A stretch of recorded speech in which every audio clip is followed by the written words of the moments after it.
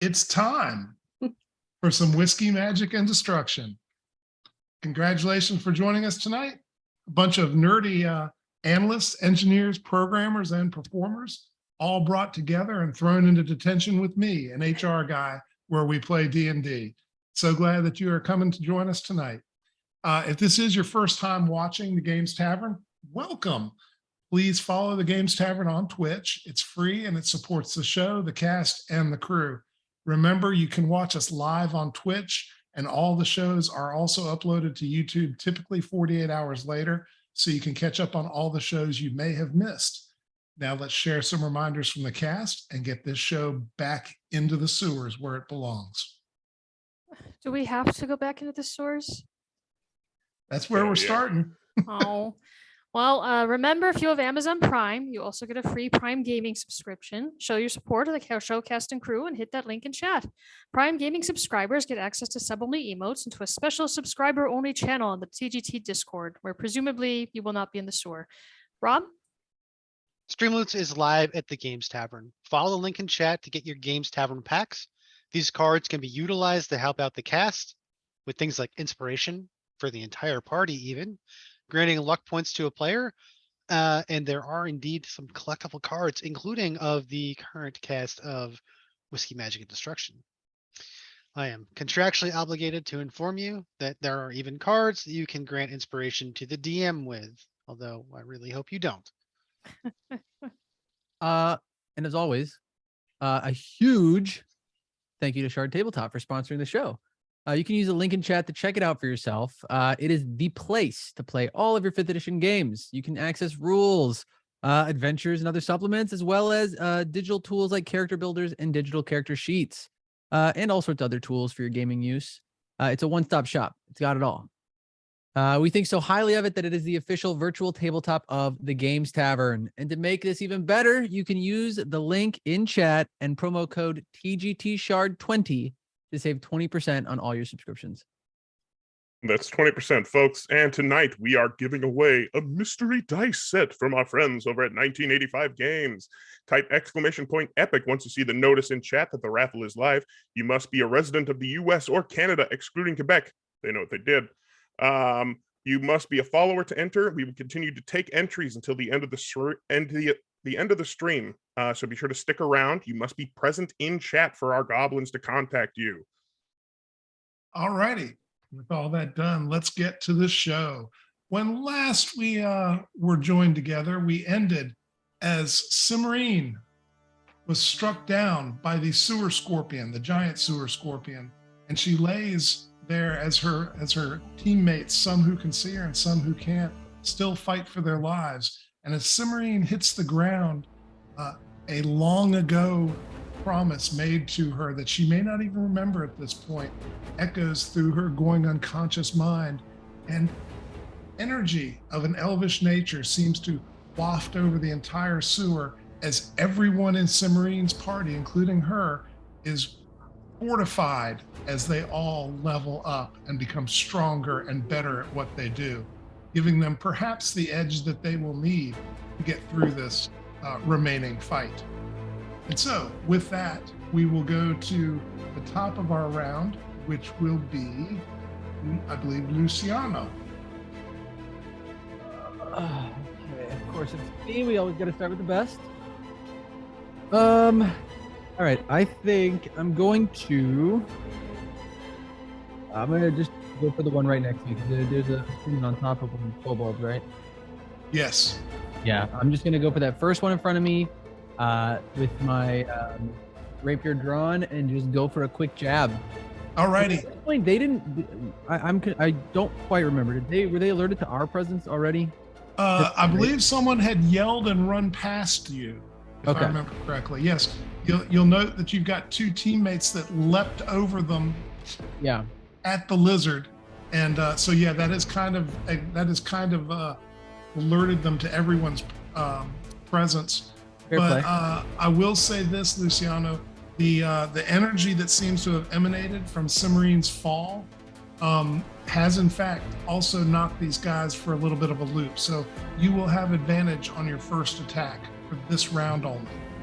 Okay. So yeah, I will go ahead and try to stab at it with my rapier. Alrighty, stab away.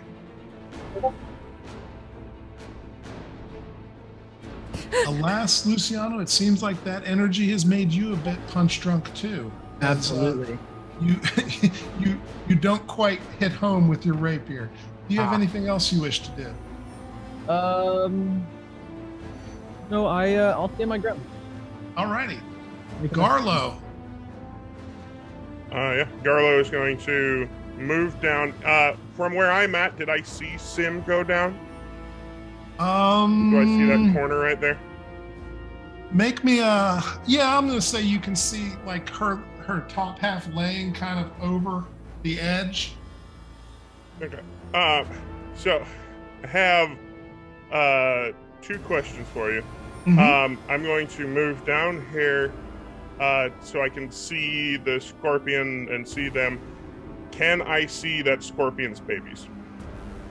Absolutely. It's rearing up out of the water and appears to be quite interested in making a meal out of Cimarine.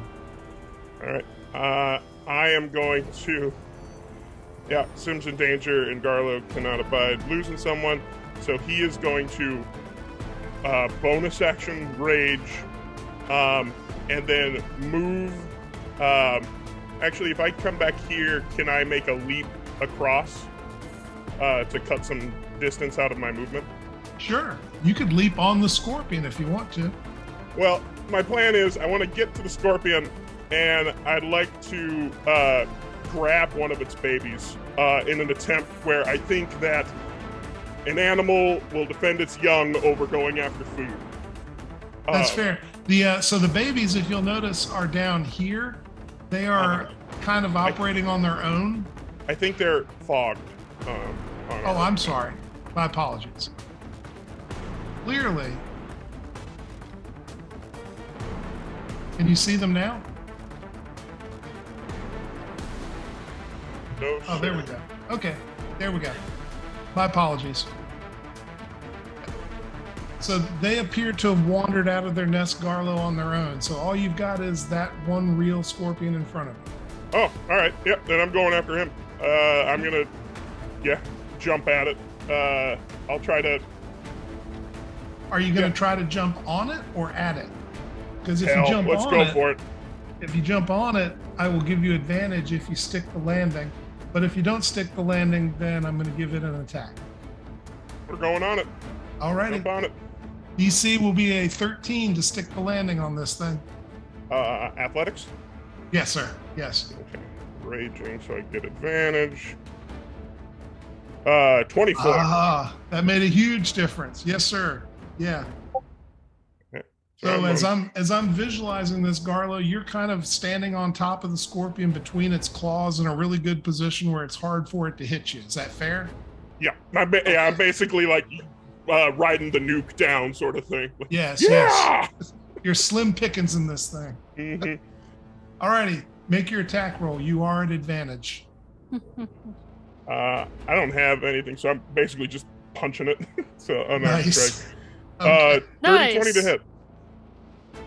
That definitely hits. Roll your damage. Punched it in the head because I don't know what to do. That is 5 bludgeoning damage. Alrighty. 5. Okay, anything else you need to do, Garlo? That's me. Okay. Next up, we've got Cimarine herself, who lays in a state of semi-consciousness. Cimarine, tell us what this is like. Am I fully awake here, or? Your choice. You're having a quasi-fey moment. You tell us what's happening. All right. I think as I am fluttering in and out of consciousness here, I'm getting hints of what was. I'm getting hints of sugar floss and burned hair. I am remembering what it feels like to run through a forest and having twigs cut at my cheeks. I feel like I for a second see a familiar face. And it's a mix of relief and a mix of fear as I then hear the sounds of battle around me actually happening in real time. My eyes open, and I whisper to myself, probably under the din of the battle, of Arthade. And I sit up, and I look around to see what the hell's going on. Well, you see Garlo standing a few feet from you over the sewer on top of the scorpion. Apparently, you can see his fist. He's been beating the scorpion with his fist. And the scorpion appears to have taken notice of him. Beyond Sweet. that, you can't see much of anything. The lizard, you can see on the map, the lizard is in your vision, still making its slow way through the sewers at the behest of its handler, trying to get away with that chest of whatever's in there. Sweet. I'm going to go ahead and take an action to stand up, I guess, then, since I was Oh, yeah. super prone. You don't require an action to. You can simply use some of your movement to stand up. Okay, sure. However we want to cut it. Yeah. And I guess Garlo looks like you got it. You good? I'll get here. Get my fucking shit. I can't punch this thing anymore. You're doing great, Garlo. Don't fall in. That thing hurts. And I'm going to continue to try and run to intercept the thing that's carrying away our stuff. Alrighty. So you've got about 15 feet of movement, because I think you have to use half when you get up from a prone position. So you look like you can get over there, especially if you make a nice little leap. A little. Why don't you roll me an athletics check and not Absolutely. Why not? Roll, not roll a 2 or a 1? How about that? Oh, you're asking a lot right now. Tip. I mean, the way we've been rolling lately. We're fine though. We're good. We're Hell fine. yeah. You're good. There's like a little like hair flow in the back. And then I realize I'm here, and I'm like, stop it! That's our stuff. What you hoping to gonna like do? bar it off, I guess. I guess I'm gonna try to hit something. I'm not sure how much of this you want me to still do. I can. Oh, try you've for a still hit. got an action.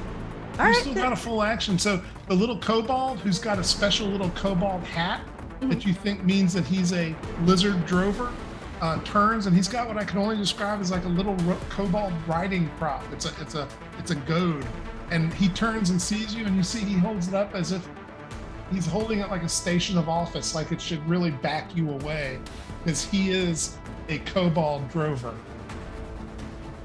I want to grab it. I want to take it. I want it. Okay. Feel free to try. Okay. We'll make straight. make me a dexterity roll. Okay. If you've got anything to add to it, what do you think would work there? We've been using sleight of hand as hand checks, but That otherwise. works for me. Okay. Make, all right. Make sleight of hand. I'll make one for him. 16. He gets his drover training comes through. He manages to hold on using a special wrist lock and twist drover kobold method. Of course. I'm glad to learn that one. Yeah, so I think I'm willing to pass turn as we're like kind of trying to pull back and forth. Okay, and he looks very confident now that he has in fact disarmed you, disarming him. I just brink of death. I think I have a pass this time, probably. Okay. Alrighty. I think we're to Rafe. So I am seeing that there's something in the water. Yeah, it No appears to be a swarm of small scorpions. It's hard to tell how many there are. You'd guess maybe a dozen. Okay. They don't look, Rafe, like they're gonna be threatening unless someone falls into the water. Right. So I think we just have to go through all these kobolds now. Which is definitely not my... Oh, wait, never mind. I don't have to do that. I am going to use a bonus action to Misty Step over here. Alrighty. And so Nice. you do. Yep. And then I am going to... Good luck, Lucy. Yeah, sorry, Lucy. Luciano, you are outnumbered. Yes, Rafe? I'm going to move to where Cimarine is. I am casting Cure Wounds. Okay. Trying to remember. I think I have... Yeah, I have a spell slot for that. So, Cure Wounds at first level. Wait, can you use a spell? You did a bonus action. Wasn't the Misty mi- Step something other than a normal Misty Step spell? is a bonus action. It's And it wasn't actually a spell, right, Brave? It was. It is a spell, but it's weird. What?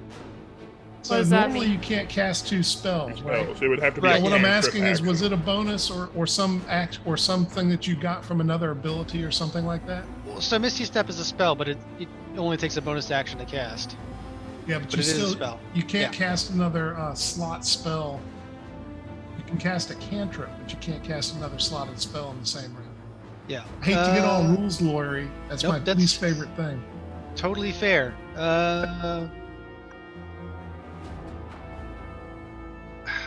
Well, let's think about this. What can I do here? I can. I guess. I'm good with what I've done at this point. Okay, fair enough. That brings us to Terja. Okay. Well, I saw Sim. Did I see Sim go down? From where you were, I don't think you could have seen her, but you certainly can see her now because she's stepped into view. Okay. And How does she is look? She's not down at this point. Okay. Then I run forward towards the drover. And you said the chest was attached to the lizard thing with like Yep. buckles and straps. Yeah, he's like dragging it right behind him on the ground. Can I jump on it and try to unattach the buckles and straps? Like Sure undo thing. them? Yeah, absolutely. So do you want to unattach it or you just want to try to cut them? Because it's mostly a leather harness.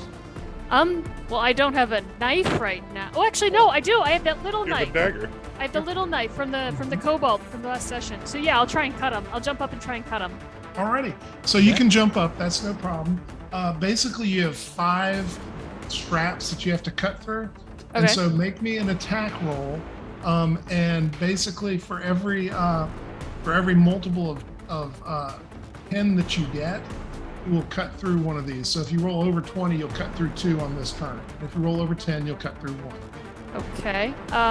Do I roll with like the same attack roll for a dagger? Yep. It is your normal dagger attack. 23. So you cut through 2 of the straps on the on this thing, and yeah, you can immediately see it begins kind of shaking. It's a little harder for you to stay on because it's not as stable, because it's kind of wobbling. It's kind of like pushing a shopping cart with one bad wheel. Is there anything to grab besides the straps attaching the chest to the lizard that would be more stable to grab? You could certainly grab like the crest of the lizards. You know, he's got one of those dinosaur-like crests that goes down his middle and down his tail, so you could grab some of that fleshy crest.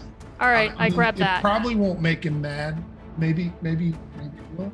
Oh. I'll try grabbing that. Okay, you grab that, and you hear the lizard go, "No," but you can't really see its face. You don't know what that means. Okay. With their turn, the kobolds will swarm Luciano. Luciano, Yep. you've got multiple dagger attacks and 1 dart attack coming in. So first we're going to do dagger attacks. First one is a 10. I know that misses. 24. That is a critical. And a 5 misses. Next, dart attack. 14. Does a 14 hit you?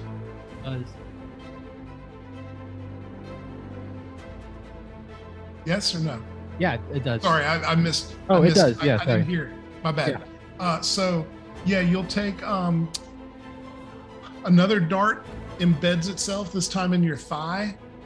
And just real quick, you glance down because now I know you're looking for it, and you see, yeah, it's got that brown stuff on it. You know what they've been doing to these darts. I mean, you're like a walking case of tetanus and other things. You get one pokes you with their little shiv. Again, you see your blood mixing with whatever the other stuff is on the shiv. And the one that crits you actually hits you with a shiv. And I'm going to give you the choice between taking extra damage or taking a penalty to your movement because it hits you like near the knee. Bring the damage on. Okay. So the damage is going to be 2. That's it. I'm -2. Oh, I thought you took the damage. Yeah, I did. Yeah, is that Yeah, it? 2 points. 2 points Oh, of damage. okay. Yeah. They don't do, they've got these little tiny pencil shivs. I mean, They don't do much. Critical. I don't know. I was worried. Alrighty, and the lizard and so the drover has to stop because he's now got Sim right in front of him, and the lizard is going to kind of shake because it feels like something is maybe a parasite of some sort is grasping it near its bunghole, and so the lizard actually does a shaking motion, and let's see what that looks like. That's going to be just a tail swipe. And with a 6, it misses you. And we are to the top of the round, back to Luciano, who is wildly overmatched and outnumbered by the 4 kobolds that surround him. So with the level up, I got my spell slots back. Is that Yeah, sure. okay? I'm just making sure. Really quickly. It was after all fairy magic that did this. So Fact, yeah, everybody knows that. Very magic. But almost again unintentionally, I tap into this kind of just like dark well of power within, and I'm just frustrated that I've been hit by all these darts. So I point to the one that's the closest to me, and I just like yell, I'm like, "Get back!" I'm not with my knife or my rapier. I'm just with my hands, just point at it, and I will kind of close the view. Oh, right. That's your reaction. So.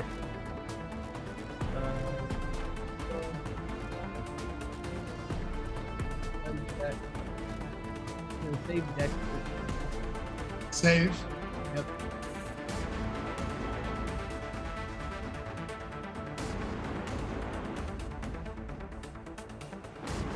He does not save.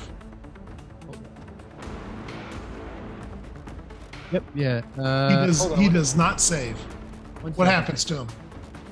I'm trying to find out because I did not want to. Well, I guess we'll do it. I wasn't gonna cast it at second level, but it did it. So, what is it? So it's 3d10. Okay, yeah. So 19 damage. I point at it, and because I assume it's close because it stabbed me, it just immediately, poof, into full flames. And because again, I'm not really. This is the second time I've ever done it. I'm just kind of like. Because the first time I was across the water, so I didn't really see it. This one is right in front of me, and I feel like I'm mostly like surprised by it. So I'm just, oh. Yeah, so and then you watch it burn. step back a little bit because you're surprised at the fury and the scope of this as it goes off, and it envelops him, and literally within a space of about 3 seconds, he's consumed by fire. And when he's done, his charred skeleton is still standing in front of you, and then it falls to the ground in a pile of bones. And I just kind of like turn my head to the next one, just like not in a menacing way necessarily, just like They're all turning and looking at each other too. that's my Garlo. turn. So I don't think it's going to do much, but actually the scorpion should have taken 2 more damage because of my Okay. rage bonus.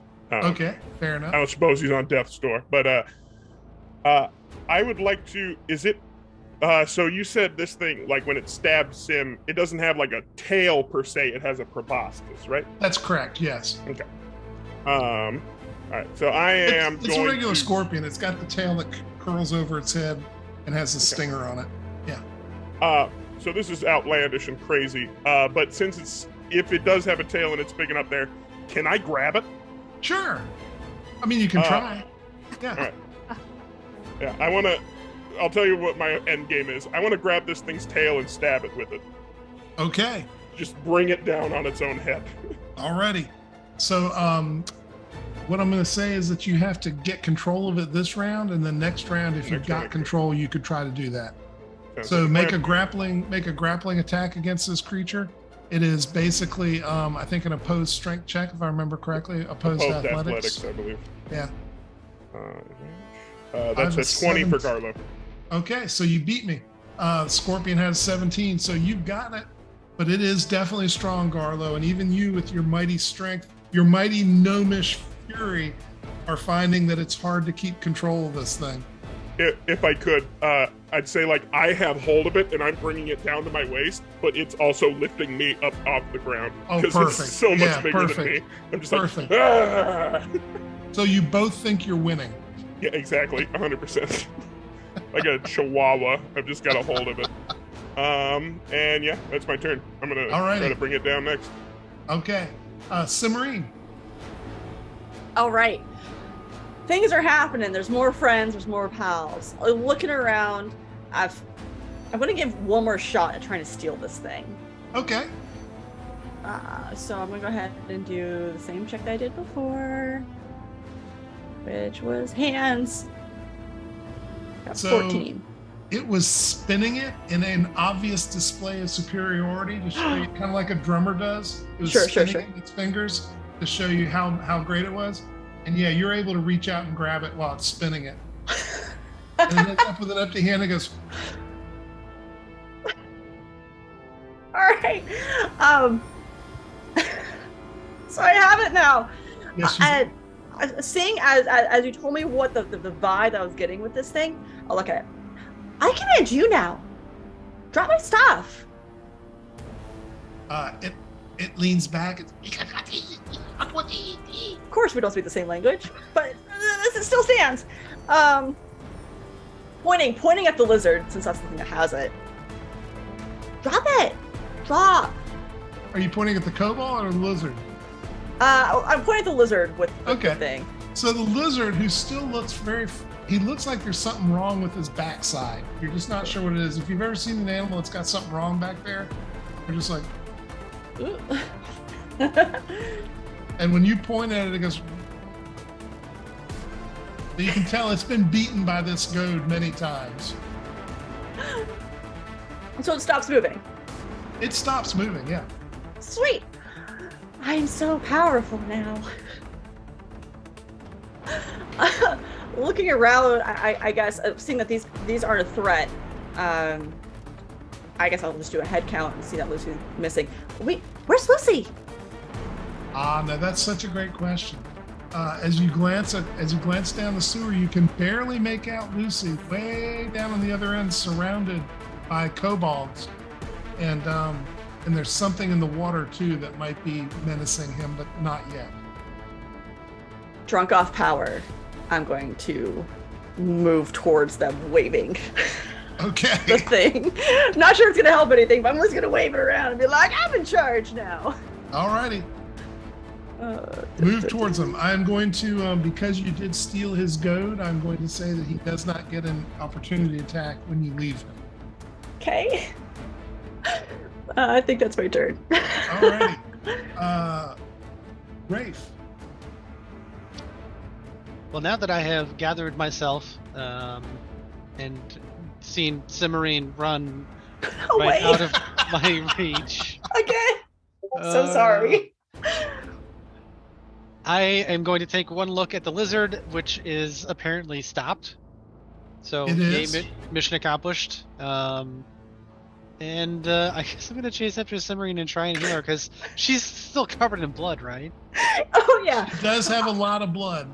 Are you And, saying anything to her? Or are you just chasing after her? I am probably, doing my best not to scream at her. Cimarine, wait! Cimarine, wait! And I'm going to try and grasp her shoulder and gonna cast. I guess if I have all my spell slots back, Cure Wounds at 2nd level. Sure thing. You can do that. Yeah, hang on a second.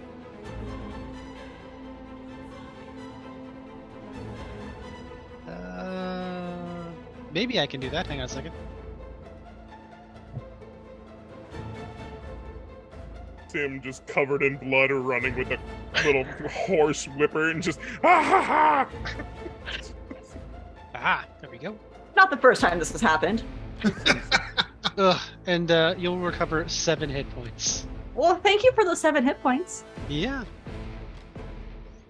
I have moved and I have cast a spell, and therefore I am done. I am immobile. Very good. Tertia, you're up. I keep. The Sorry? box is not shaking because the lizard is not quaking. so you don't have to worry about falling off for now. Oh, that's a relief. I keep attacking the straps holding the box to the lizard. Alrighty, cutting away as fast as you can. Make your Pretty roll. much. I don't know when that thing's gonna start moving again. You are correct. You don't know that. Oh, that was the wrong dice. Sorry. I got one. You Yeah. got one more strap off. Probably you're distracted because you're looking over your shoulder at the lizard trying to figure, because it is still like shaking a little bit because it's trying to get you off of its tail, you know, that tail thing. Mm-hmm. And it keeps looking over its shoulder and moaning. It's going, I yell, "Come on, guys, help me get this thing off!" alrighty. So Scorpion.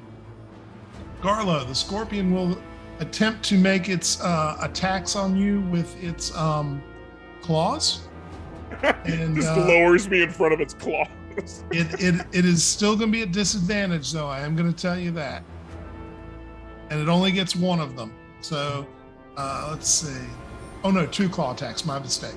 Alrighty. So at disadvantage, first one is a 15. Does that hit you? That is my armor class. Does Ty go to the hitter? I believe tie goes to you. Okay. Good. Yeah, 15 Actually, was we had my that come up in another game, if I remember. But I'm still cool with it going to the defender. Okay. Second attack, natural 20 at disadvantage. Oh my god, Carl.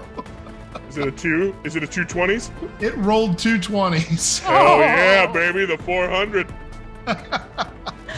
So the claw lashes out at you and does 13 points of damage. Half to 6. Yep, that is correct. And up in the north part of the sewer, Luciano, I'm going to let them make some saving throws to see if they are willing to stay and continue fighting with the fire starter. Gotcha.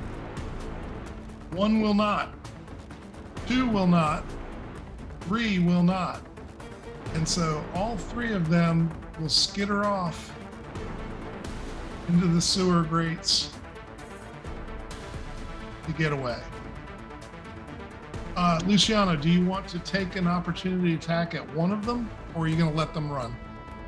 I'm gonna let them run. I'm counting my head at the moment. Okay. Alrighty.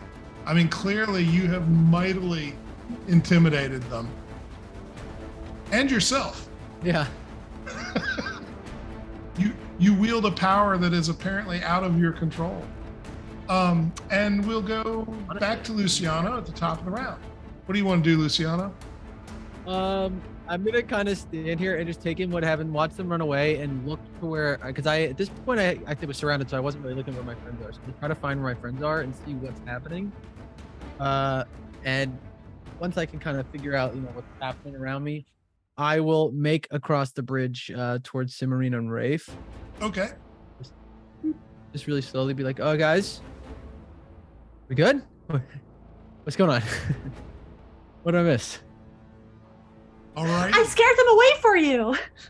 Assuming it was me. Cimarine is quite the sight. She's covered with blood and stuff. And in fact, she's even got a couple like twigs in her hair that you don't know where they came from. Yeah, so I'm out of my trauma. I'm kind of immediately out of that, and now I'm just like, Yeah. what? What's happening? In fact, and she's got this leather riding crop like thing. In fact, she might. You're not sure. Is it Cimarine or is it a bog witch? Yeah, Tim? I'm not sure.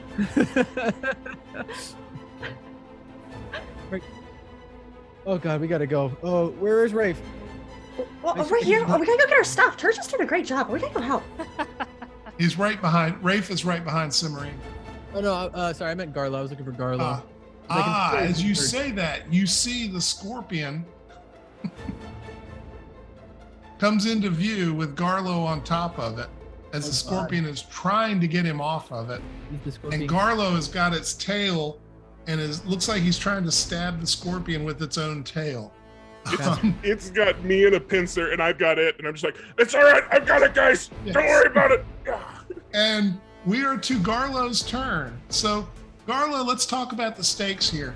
Oh yeah. You've got that pincer. That's a mighty heroic thing you're doing there. I'm going to offer you the opportunity to roll at disadvantage. And if you don't have to take this, but if you hit it at disadvantage, we will immediately call this a critical hit. And of course, if you hit it at disadvantage with a crit, we'll call it a triple crit. But, or you can just roll normally. Sure. So I will see your offer, and can I roll recklessly to mitigate that disadvantage? I To will just go straight allow roll? that. Yes. Hell yeah, let's risk it for the biscuit. I look at Turja and I'm just like, Monster Slayer's a good title. And then I'll just heave ho. Is this an athletics to try to do it, or is it a? Oh, I think it's going to be a strength-based attack, as if you are proficient with the tail as a weapon at this point.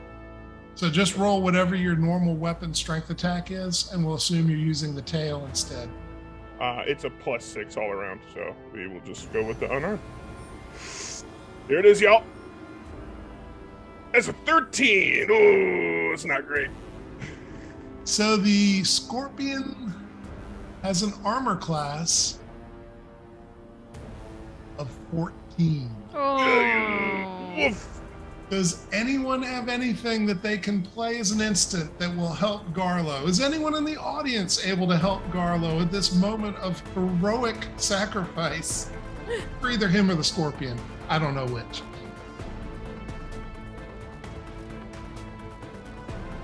Doesn't look like the gods are with you, Garlo. It's all right. I don't need them. Fair enough. So, Garlo, you want to push it? You What currently do have you got in failed. mind? Well, if you push it, you roll again, same stakes. But if you miss, then it does something bad to you, probably meaning you hit yourself with the tail would be my inclination. I mean, we come this far. Roll it Okay. again. Come on. And for a penny. In for For a penny, in for a penny. in for a gold piece. Ha! 15! There you go. Victory. You made it. Nice job, Garlo. Okay. The 1-0. What's your So damage? it's, Its damage. Excuse me. yeah, I need its to tell damage. you what its damage is. Yeah, nice try. Yeah, no. The proboscis does 7 points of damage and then an additional 7 points of poison damage. And you can see as you're holding the proboscis, first off, it begins to shake and jitter because it doesn't feel good having poison pumped into itself. But you can definitely see the poison is in it, and it will have the poison. Oh no, there's no condition associated with this, just the damage, straight up. 14 points of damage. Nicely done, Garlo. Oh, yeah. I think Garlo too is like as he gets the hit in, killing this thing seems like a lot for not having anything, but if it feels like it's trying to run, he's gonna like hold it for a sec, but then let it go to try to like if Okay. it's gonna try to flee. Okay, fair enough. We are to Cimarine. Sounds good. Okay, so I'm a little crowded at this point. I see that Lucy's okay. I turn, see Rafe. Hey, thank you so much. I'm gonna give you the biggest hug I can. While doing that, I'm also spinning like us around, like, okay, anyways, thanks, bye.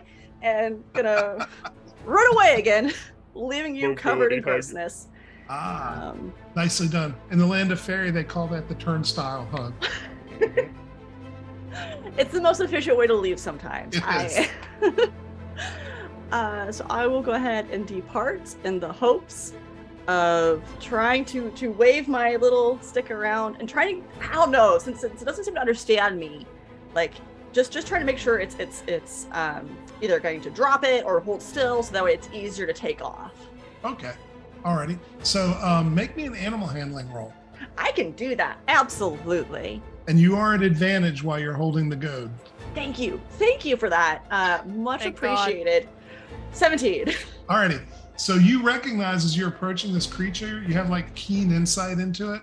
You recognize that it's really it's taking a rest right now. It's on break and it feels pretty good about that. Except someone keeps messing with the flap back near its bunghole, which is really bothering it.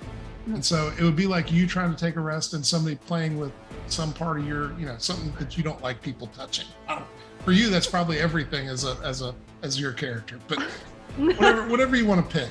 Yeah. Your nose, whatever. Okay, yeah, I'd be just trying to look around. Hey, what's going on? What's going on, bud? How can we help you? Oh, my bunghole. They won't leave my bunghole alone. Well, how can I help? Whatever's touching my bunghole, make it stop. Hit it with your goad. Hit it with the goad. That makes everybody stop. Hey, stop it! Before we hit it with the goat. Hey, stop it! To mystery movement. Okay. We are to Rafe. Well, Luciano looks fine. I'm grossed out, but yeah. Submarine is still covered in muck. I am now covered in muck. welcome. I have no idea where Tertia is. I can see Garlo being thrown off of a water scorpion. Is that accurate? Oh, He's no, not I'm being holding thrown off. Okay. He and the water scorpion are wrestling with each other. You're just not sure who's the defender and who's the attacker because they both look pretty confident. Okay. I have found many worthy foes in this sewer so far. This has been good for Garlo. Garlo, is this a private dance or are you open to someone cutting in? If you're that bored, I guess you can. With the acknowledgement, I'm going to go ahead and begin casting Chill Touch. Alrighty. And I am going to try and hit that water scorpion with the old laughing skull. Alrighty. That is a 14. That just hits. Congratulations. What does that look like? So I gather my energy. It's it's green and purple and it really looks kind of sickly. And as I gather it, it forms into a laughing skull, which I then, of course, hurl at this water scorpion. Nice. And it hits. And the laughing skull sort of, I don't want to say explodes, but like expands briefly before dissipating as it hits. Okay. So I'm going to ask the question everybody wants to know, Rafe, which is when you throw the skull, does it trail a cool trail of like cool flame behind it? Not flame, more like a comet, sparkling ice perfect. water. Perfect. Okay. So that happens, and It takes- takes 2 damage, but it Okay. can't heal itself until my next turn. already. So that happens. The lizard nudges you, Sim, and looks up and he goes, "This is very scary. Can you please keep that large lobster away from me? And Oh yeah. the skull thing, and the angry little person. Can you actually just lay me out of here? I don't like this place." Bogwitch me. It's fine. We'll protect you. Good, thank you. Persia, you're up. Do I hear basically a one-sided conversation that Sim is having with the lizard? Well, the lizard is just making noises at her. He's like, but But I hear Sim's side of it. And Sim is talking back to him in normal talk. Yeah, I have no clue what they're doing over there. I'm gonna keep chopping at the straps. Chop away. 22 So I believe that frees it, does it not? does. Yes, you have freed the chest. It comes unmoored and rolls just a little bit, like maybe a foot, and comes up on its right on the bottom where it's supposed to be. Can I use some of my movement to drag it a little bit away from everything? Of course, yeah, you're traveling half movement, so just take half your movement. You're that far away, about 15 feet. Yeah. Anything else, Terja? Nope, that's my action and my movement, so I think I'm Alright. done. Alrighty.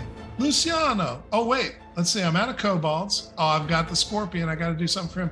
I do have the one kobold, the drover.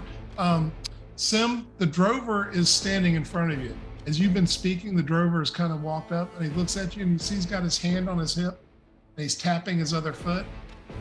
He puts out his hand and he goes,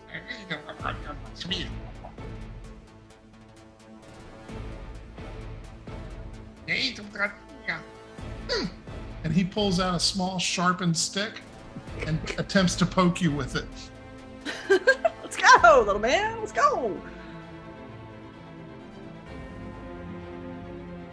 He gets an 11. Does that hit you, Sim? It does not. Okay. So you can see he is now angry that you won't give him back his goad, which he worked for years. He worked up the kobold corporate ladder of lizardry to get to the point where he could have the goad and lead the lizard around. So this whole, in fact, we cut scene to a montage of 8 years of his life, kind of like Conan at the Wheel of Pain, this lizard guy learning how to hit lizards in the head with a goad so that they would go the direction he wants. And you're taking all that away from him. We are to the scorpion.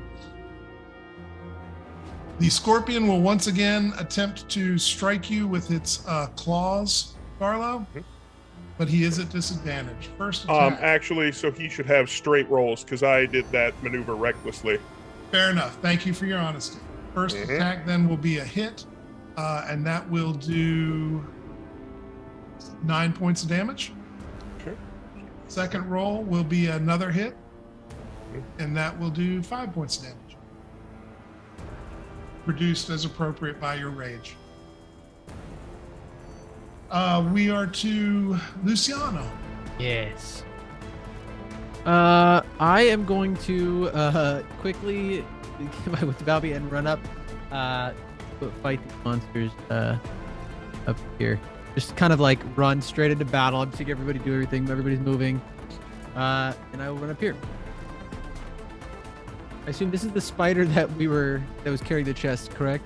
It is actually a lizard, but yes, it is. Think of it like the bantha from Star Wars, but not quite that big. Gotcha. Okay. Anything else from you, Luciano? So I'm gonna turn to Garlo and just like verify, like you got it. Garlo is laughing maniacally. Rapier out, ready to help, but like kind of worried. Just, you okay, Garlo? Just, yep. Hair. Okay, all and then fucking I'm in it. going to.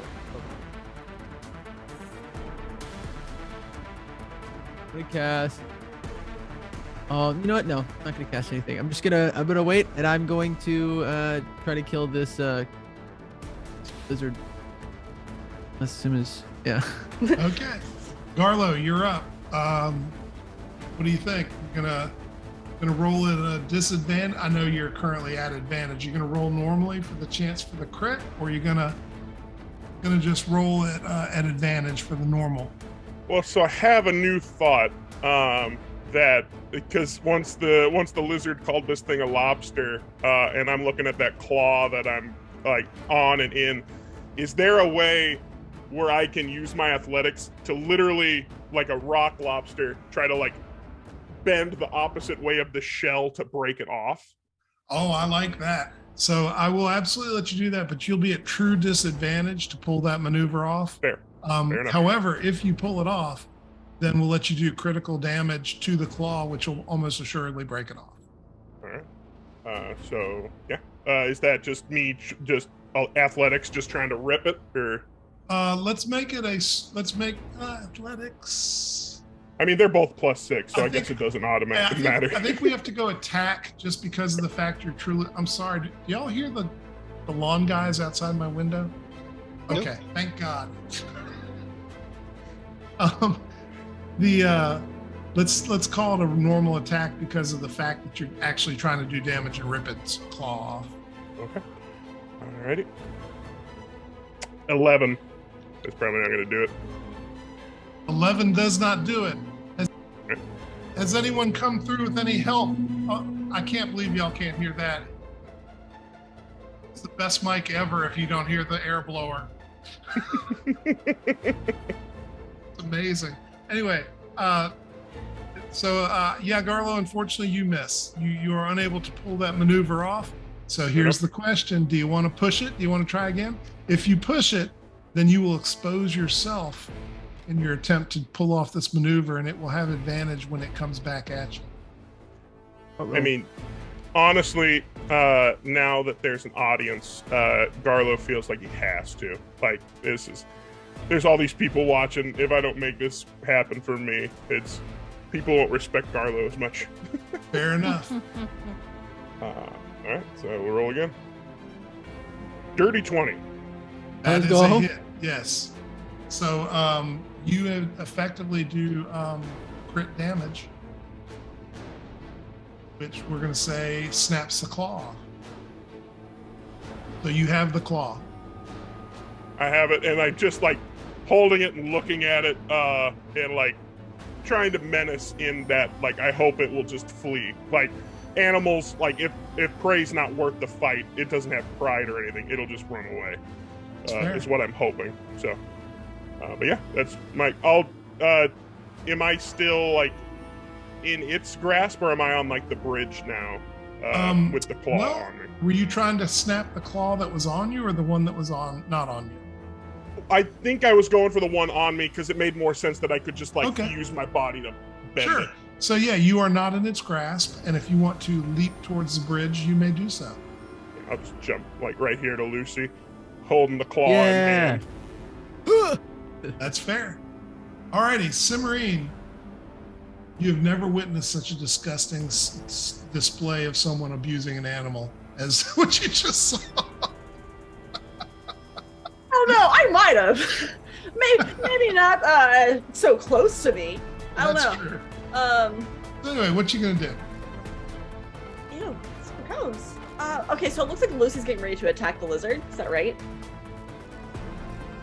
I mean, Lucy's been walking around with a drawn weapon, attacking no one for most of this combat.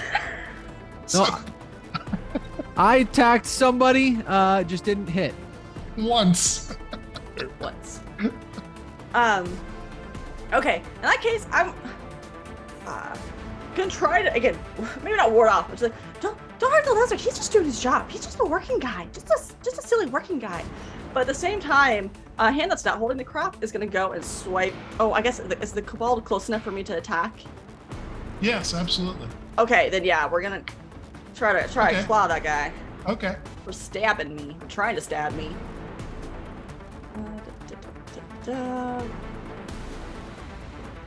I'm gonna guess that's a no. It's a 10. That's a miss, unless you got something to make it better. I do not. There's a lot going on right now. There is a lot going on. Y'all need to get your PR people working with the audience to get you some bennies so that you can actually make some of these rolls work. Tertia, how's that chest coming? Is it locked? Yeah, she's moved back away from the lizard with the chest in hand. So we are to Rafe. Let's see. Garlo on a giant scorpion. That's very normal. And I can't see anything else, so I guess I'm gonna try and help Garlo again. Okay. So once again, gonna cast Chill Touch.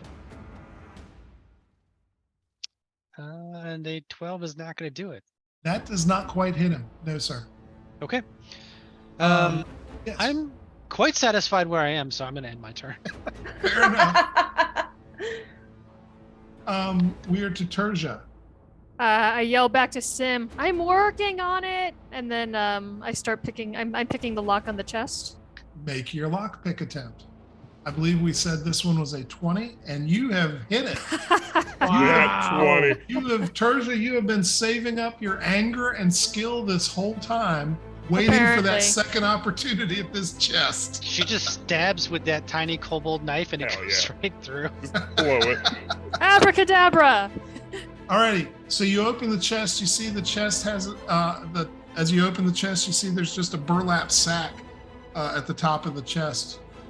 Does it, can I check it, see what's in there? You gonna pull the burlap off? Well, I mean, I'm gonna, can I tell from the lumps, the size of the lumps, what's in there? Is it our weapons? I'm looking for our weapons. Can I see if there's our some weapons in there? stuff. There's stuff in there. It's hard to tell through the burlap. I look in the burlap. Okay, so you touch the burlap and pull it off. Yes? Yes. Okay. Yeah, it's all your stuff. It's in there.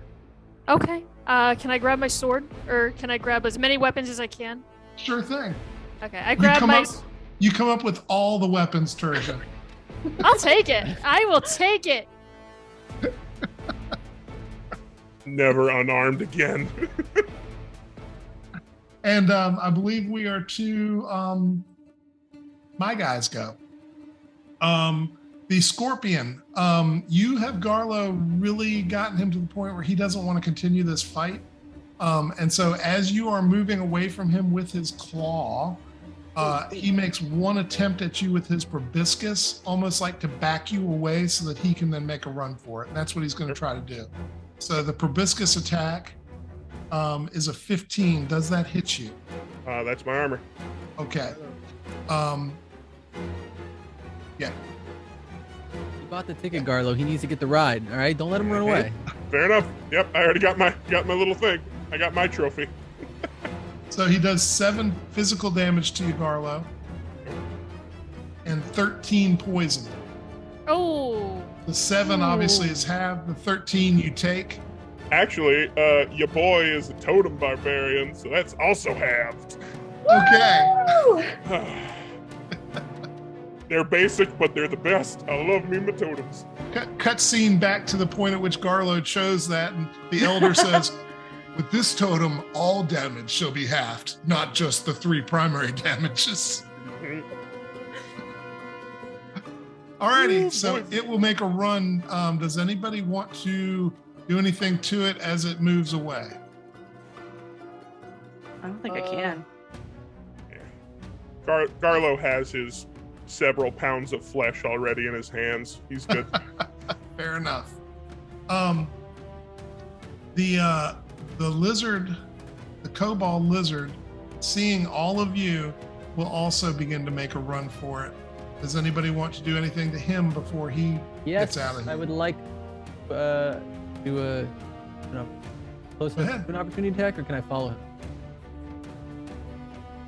one You more may time. make an opportunity attack. I'll let you do that. Yeah. I want to swing with my sword. Okay. Because I have to bring back food for what was his name? Gobber. Gobber. I was actually going to ask if he's into Yeah. shellfish. Yeah. Where's my rape? There it is.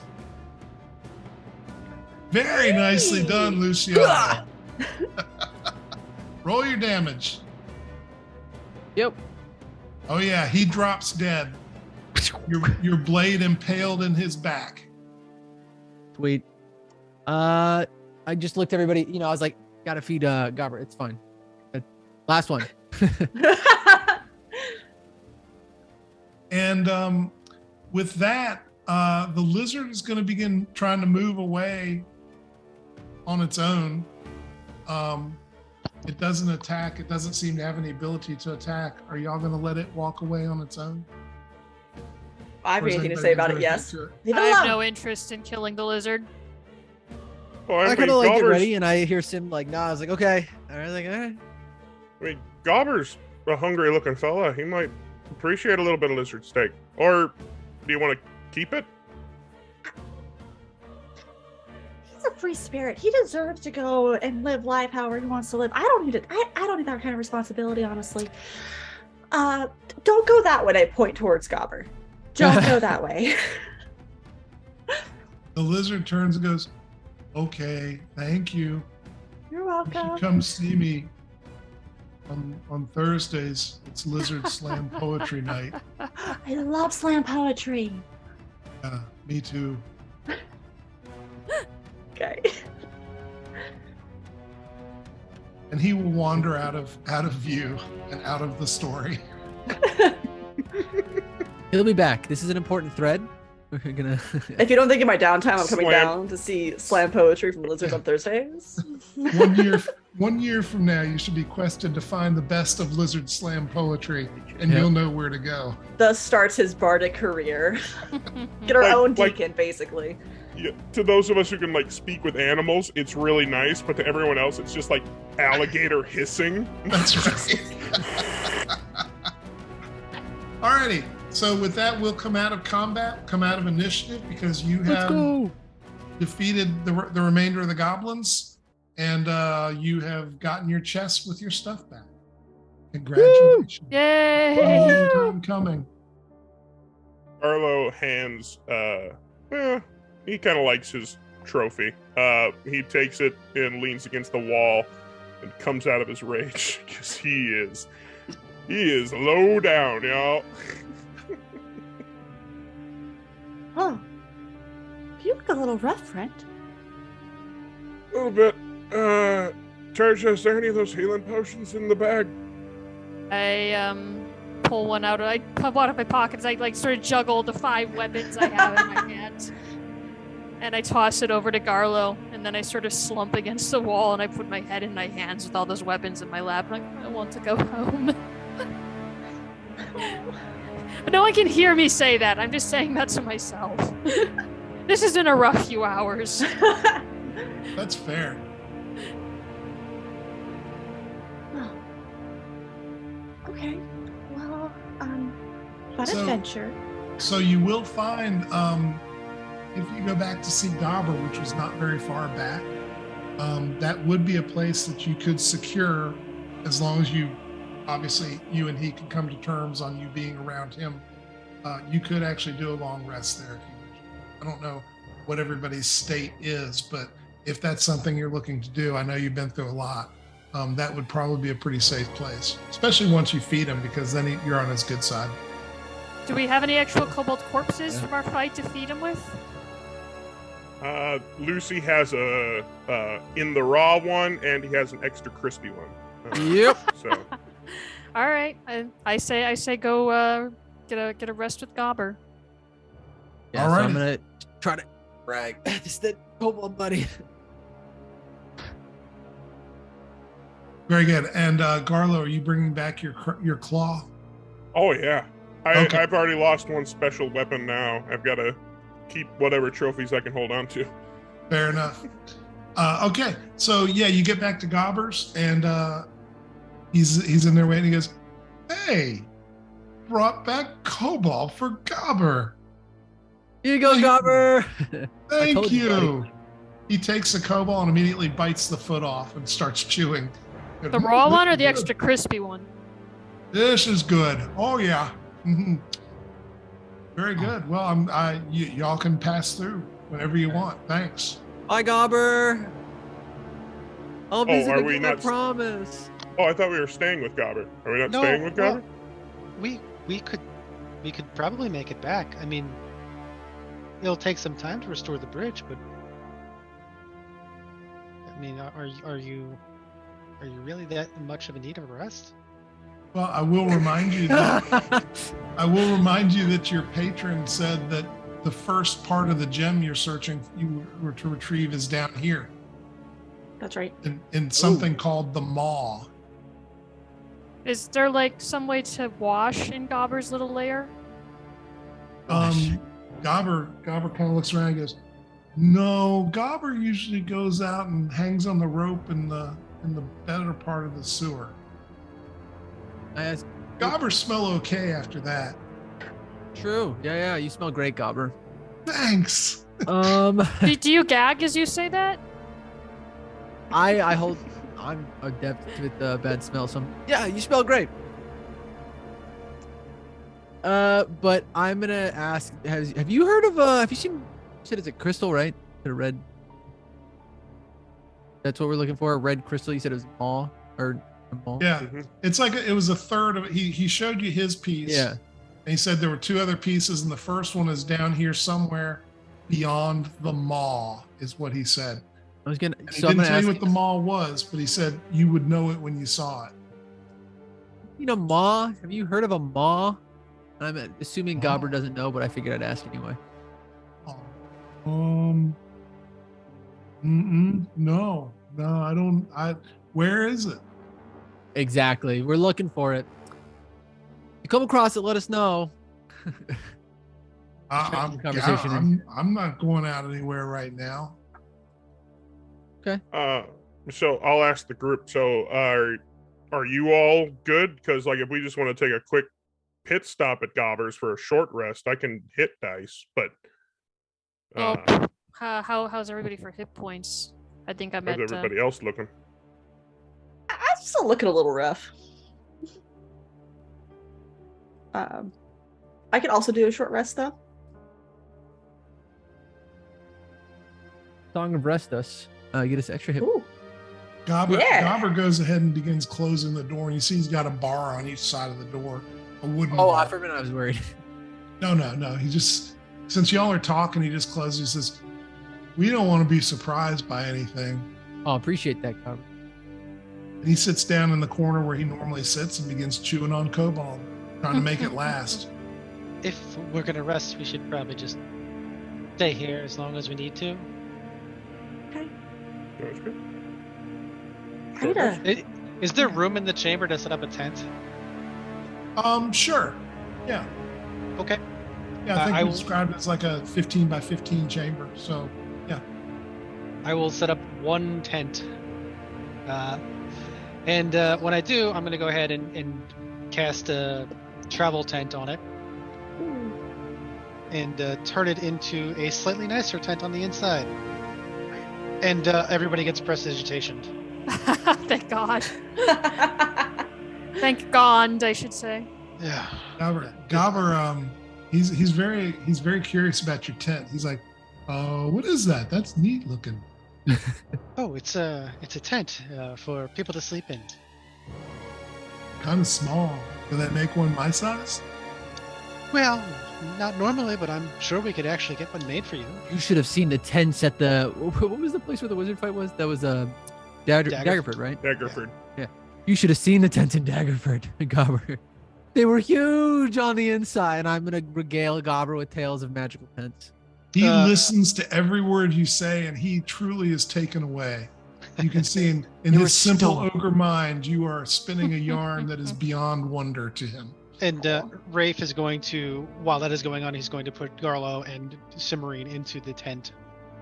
When you guys walk in, you're very confused because it's not a tent on the inside. Well, I mean, it is, but it's bigger on the inside. You walk into like an actual foyer, and there's a writing desk there. And you just saw Rafe put the tent up. It was not like this when he put it up.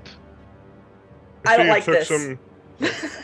I look at, because I have a little bit of artificering in my history, and I look at Rafe and I say, "Oh, so you took some notes at that lecture in Daggerford, huh?" Well, it seemed pretty useful.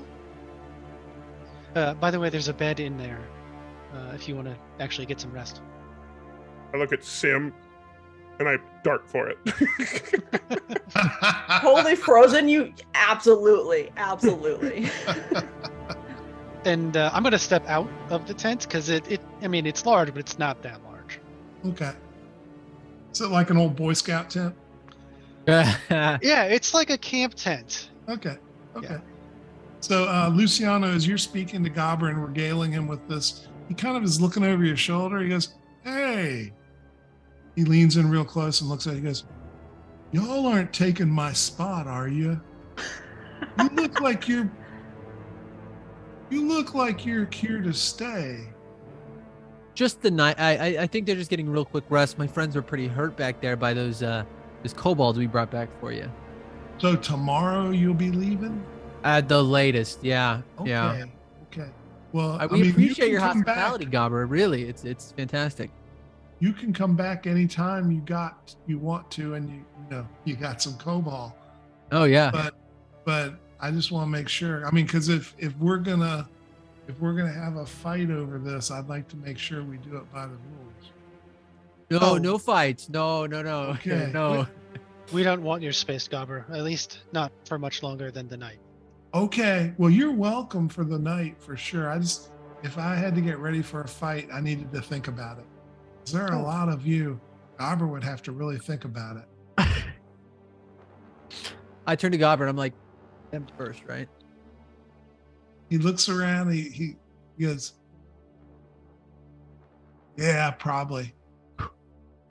Just kind of sigh of relief sitting that for a minute. Just yeah, okay. Whew. Anyway, he'll go back to his corner. And he actually will fall asleep. Aw, Quiet. sleepy Don't- ogre. Wake Yeah, up. so y'all have. I mean, this is a pretty secure place. Are you gonna? Is everybody gonna rest? Are you gonna place watches, or what y'all gonna do? I think everyone should rest. Galber might get offended if he wakes up and sees that we're keeping a watch. Yeah, he sealed the chamber, so I mean, it's home, so he knows that works. We're just gonna trust that it works here. Okay. So who amongst you is a light sleeper?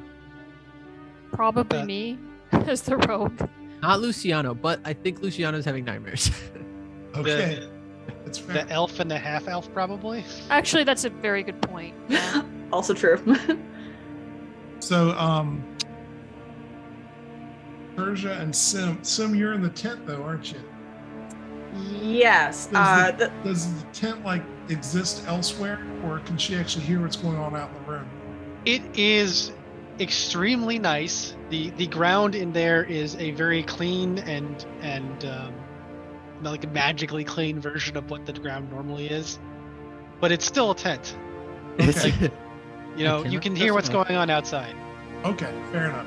So, Sim and Terja, I would like you both to make perception rolls. The DC on this is going to be a 11. Nice. Very good. So both of you hear what's going on. What you hear is out in the hallway on the side that the bridge was on, so the direction you originally came from, you hear large, slow, sloshing, wet footsteps out in the hallway, and they're like,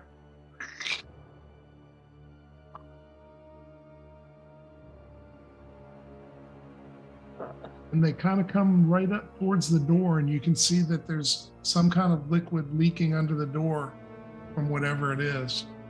And then you hear the footsteps going away after about 3 or 4 minutes. Do you want to do anything? Does it sound like anyone tries to get in, or just like they walk up to the door and then leave? They did not do anything to the door that shook it or anything like that. Like, you think, Tertia, that if they were trying to get in, they might have given it the old just put their hand on it, or their hand on the door itself and push to see if it's open. And if it's not open, that's as much as they're going to do. Like, maybe they check periodically just to see if someone forgot to secure themselves. But that does not limit you from going and taking a look, or you're going out and seeing what it is. You can do whatever you like. No. I sort of like keep guard. I put my hand on my sword when I hear the steps come up to the door, and then when they move away again, I let it go. Okay, fair enough. So about 3 hours in, I need you two to make another perception roll.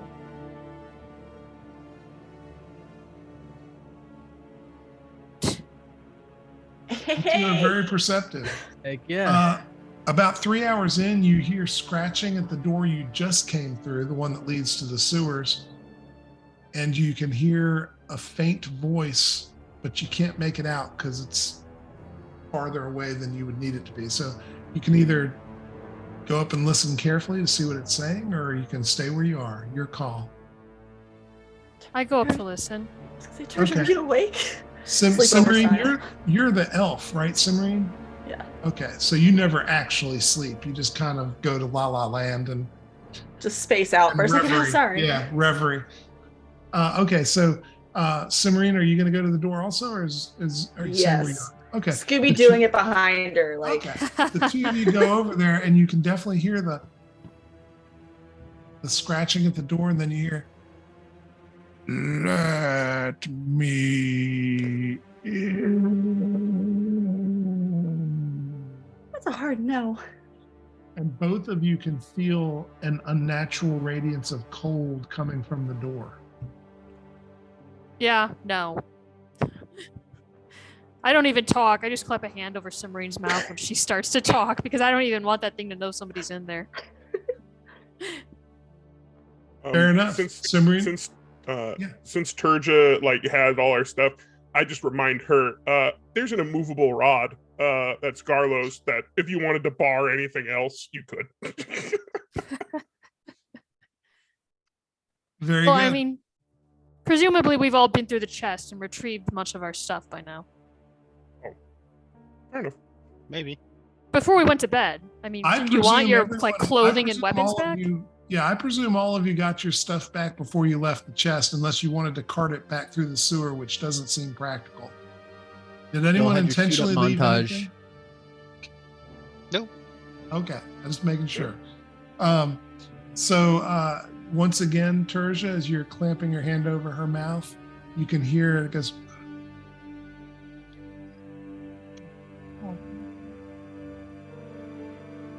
Smell your blood. Let me hear.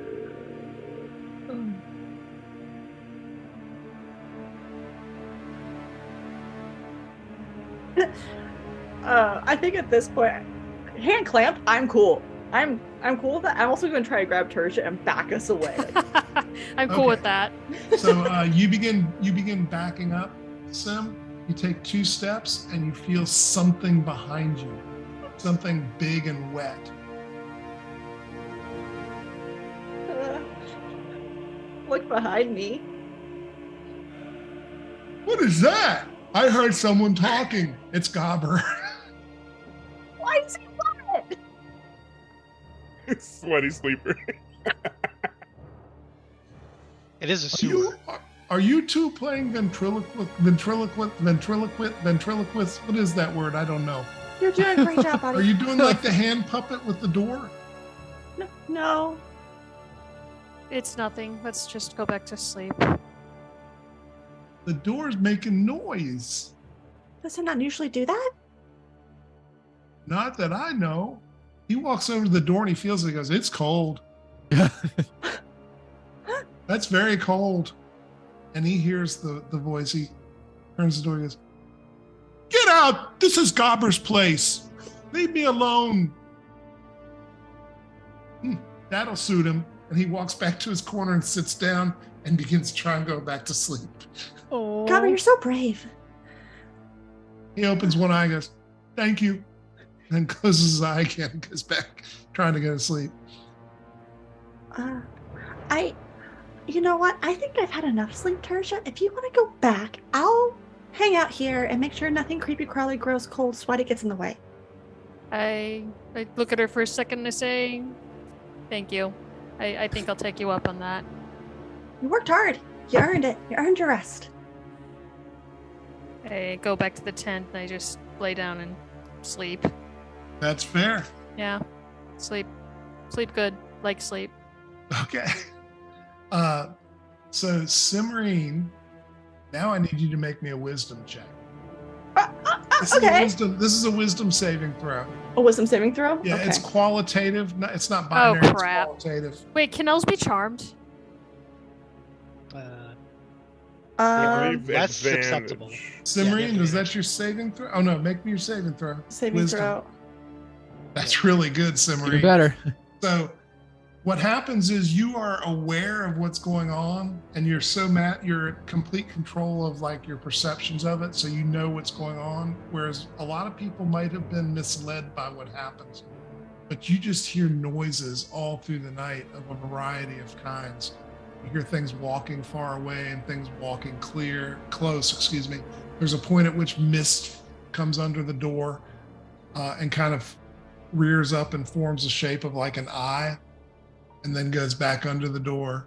But you keep your composure the whole time and you're able to assess these things as possible threats, but not threats that can do you any harm. And you get the sense that this place that Gobber is in, by some miracle of him just wandering into it, has some form of protection against a lot of things that normally it shouldn't. And that might be why they're so interested in getting in here, because they can't. Gotcha. It might even be, and you keep this under your hat, Simrine, this might be like some sort of old fairy place. Fair enough. I mean, that certainly would be what you would guess, right? Oh, yeah. That's your wheelhouse, right? Mhm. Yeah. So the rest of the night, though, beyond the fact that Simrine hears a lot of stuff, everyone else sleeps like a rock. And if you're having bad dreams, Luciano, looking at you, then you're having bad dreams. But Luciano, you're also getting to sleep finally. Though you probably jerk awake a couple times thinking that the patron is setting you on fire since you woke up at least twice to that. Yeah. Anyway, you get through your long rest. And you're at basically a new day. You think you might even be something approximating actual morning at this point in time.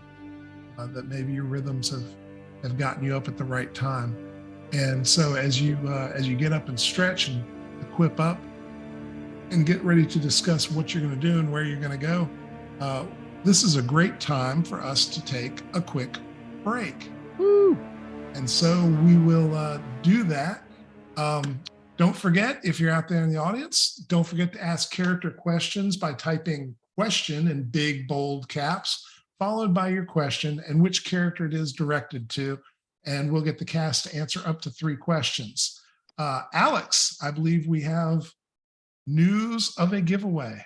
We absolutely do. Remember, today we are giving away a mystery dice pack from our friends over at 1985 Games. Type command or exclamation point epic once you see the notice in chat that the raffle is live. And guess what? It's totally live right now. You can do it. Just command exclamation point epic. Everyone's done it, right? Do it again. Just maybe not do it again, but do it at least once.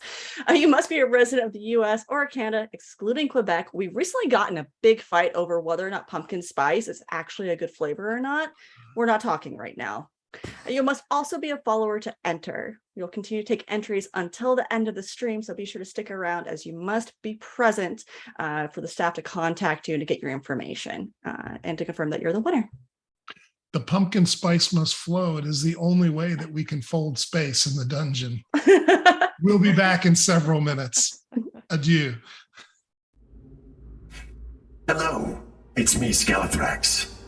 Fiend about town and dungeon owner. Do you know about deep magic? Let me tell you about deep magic from Kobold Press. Their kobold minions have traveled the plane, seeking the secrets of magic, unearthing ancient tomes of forgotten civilizations, bargaining with demons and creatures of the void, and scaling the towers of Shadowfey mages to unlock the secrets within. Deep magic includes dragon magic, elven high magic, shadow magic, battle magic, chaos magic, and angelic wards. It also includes ley lines, void magic, illumination magic, voodoo magic, clockwork magic, time magic, hieroglyphic magic, mythos magic, elemental magic, winter magic, and alchemancy. All amazing all the time. Now they pass along their hard-won knowledge to you in Deep Magic, an arcane series for 5th edition. Here you'll find new schools of magic, arcane traditions, new and variant spells, magical feats, spell-slinging NPCs, and much more. This book is 356 pages of pure magic. You can get yours today. KoboldPress.com. Don't wait. The spells within drive your party crazy.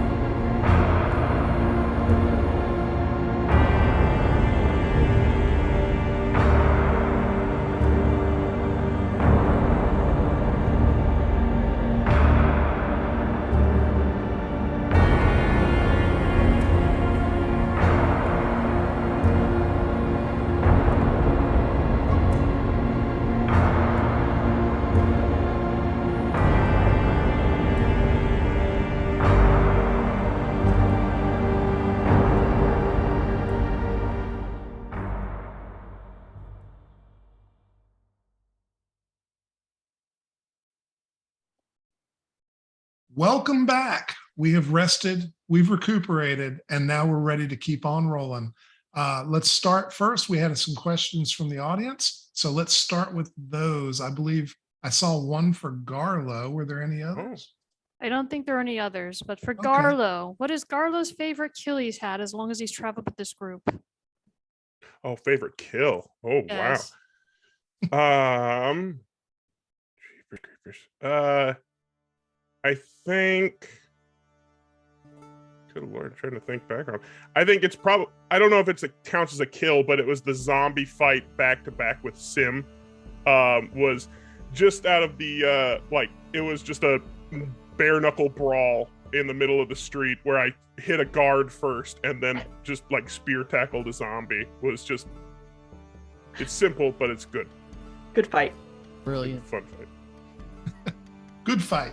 Alrighty. And so let's get back to the game. As you awake, your characters are, I assume, in discussion about what you want to do. So let's hear it. What do you want to do? Obviously, we gotta find the maw, right? Do you He think said there's we would- signs? He said we would know it when we saw it. Has anyone seen something they would call a gaping maw? I wouldn't call anything a maw. I don't know what a maw would be. Garlo's giant making mouth. clacky things at Lucy. And I with point the to Garlo's lobster claw. claw. Claw? Gobber No. says, "Hey, the door's not cold anymore. Is that good?" Door was Probably cold. got her. Don't Okay. worry about it. We had some company, but we were busy, and the place could have been. Don't worry about it. It's fine. It's fine. It's fine. Okay, that's good. I didn't have enough cobalt to share. Personally, I think I don't know if we've come across anything yet, but I mean, we're in the best kind of fighting shape we are right now. Better than when we started off. So It's true. push on. I suppose we have to go back in the sewers to find this maw. We've been in sewers before. It'll be fine. Quick question for Turja. Hmm. Did you like burn the maid's outfit once you got your armor back, or is it I got just, my like, clothes back your too. clothes I changed back? back in my normal clothes. burning Did I pile burn? somewhere? Oh, you mean when I discarded it? Is there a fire in here? Because otherwise I might have. Gobber does keep a fire going that trickles out Yes! through a hole in the ceiling. Yeah. I threw the maid's clothes on the fire, and that's when like a noxious cloud of smoke from all the gunk that they got dragged through cloud flies into the room. So as you do this, you kind of walk away for a sec. Gobber picks it up while it's still on fire. He's like, "Oh, are you going to use this? This is pretty good stuff." I give him this incredulous look, and then I say, sure, keep it. Thanks. He begins patting it out. We play our cards right, we can have an ogre maid. Hold on. Hold on now. Hold on.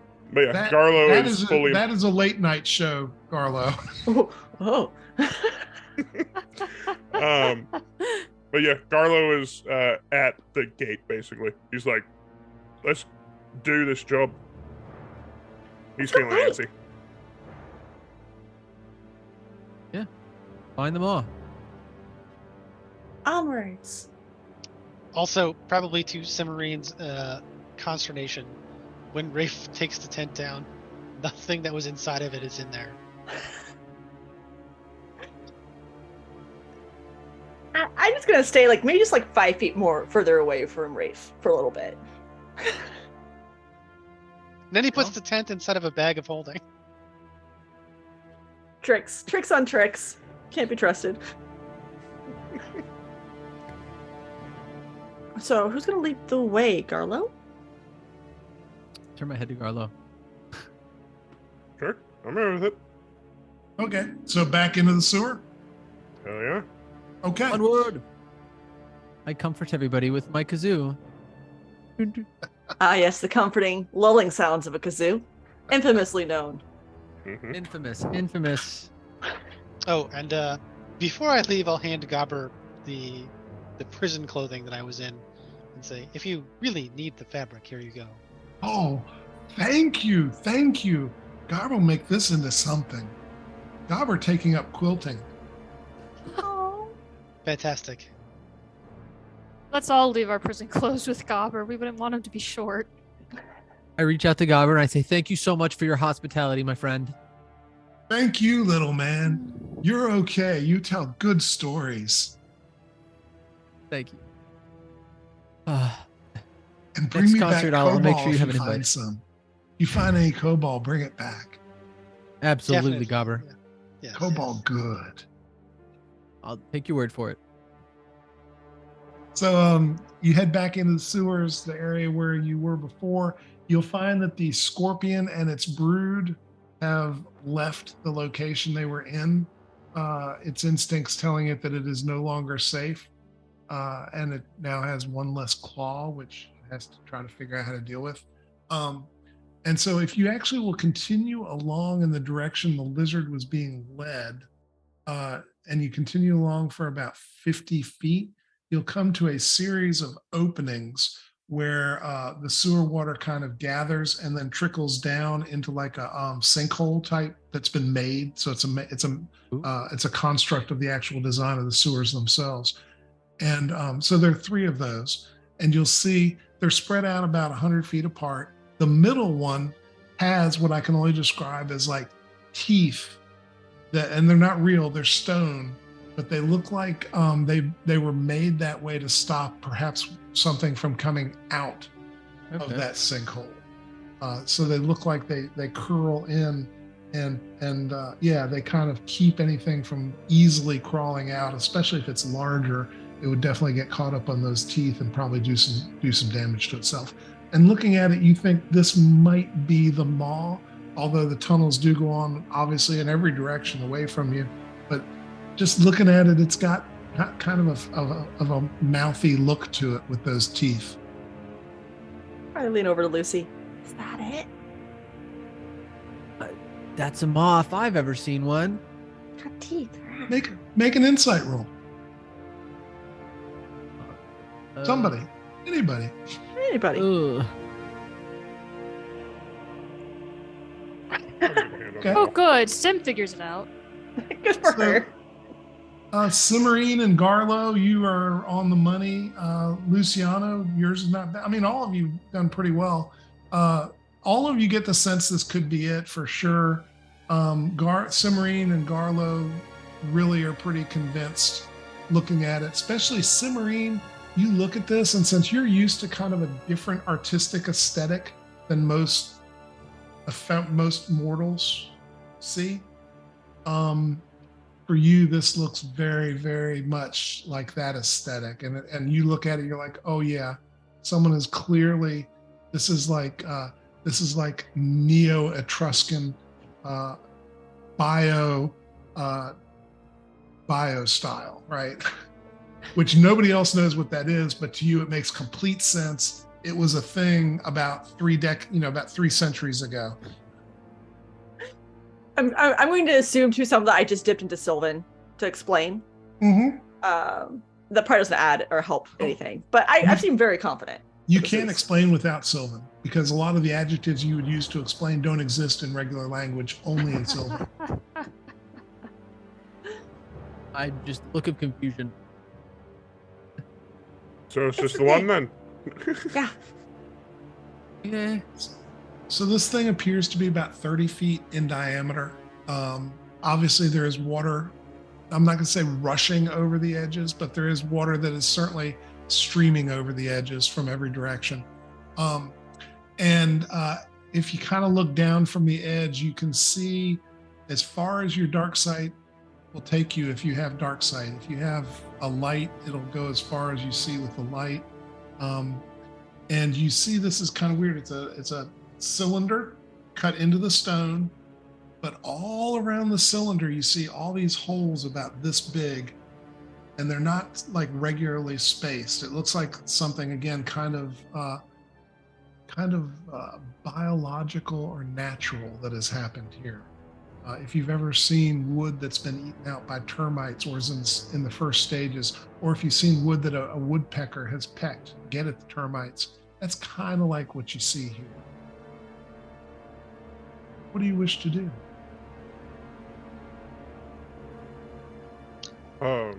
Further in. And can Four? the rest of us tell these holes are there without? I don't have dark vision. Yeah. You certainly can, as long as somebody has some light, Tertia, because those holes come all the way up to about 3 feet below the rim. I mean, the whole thing is riddled with them. I cast dancing lights.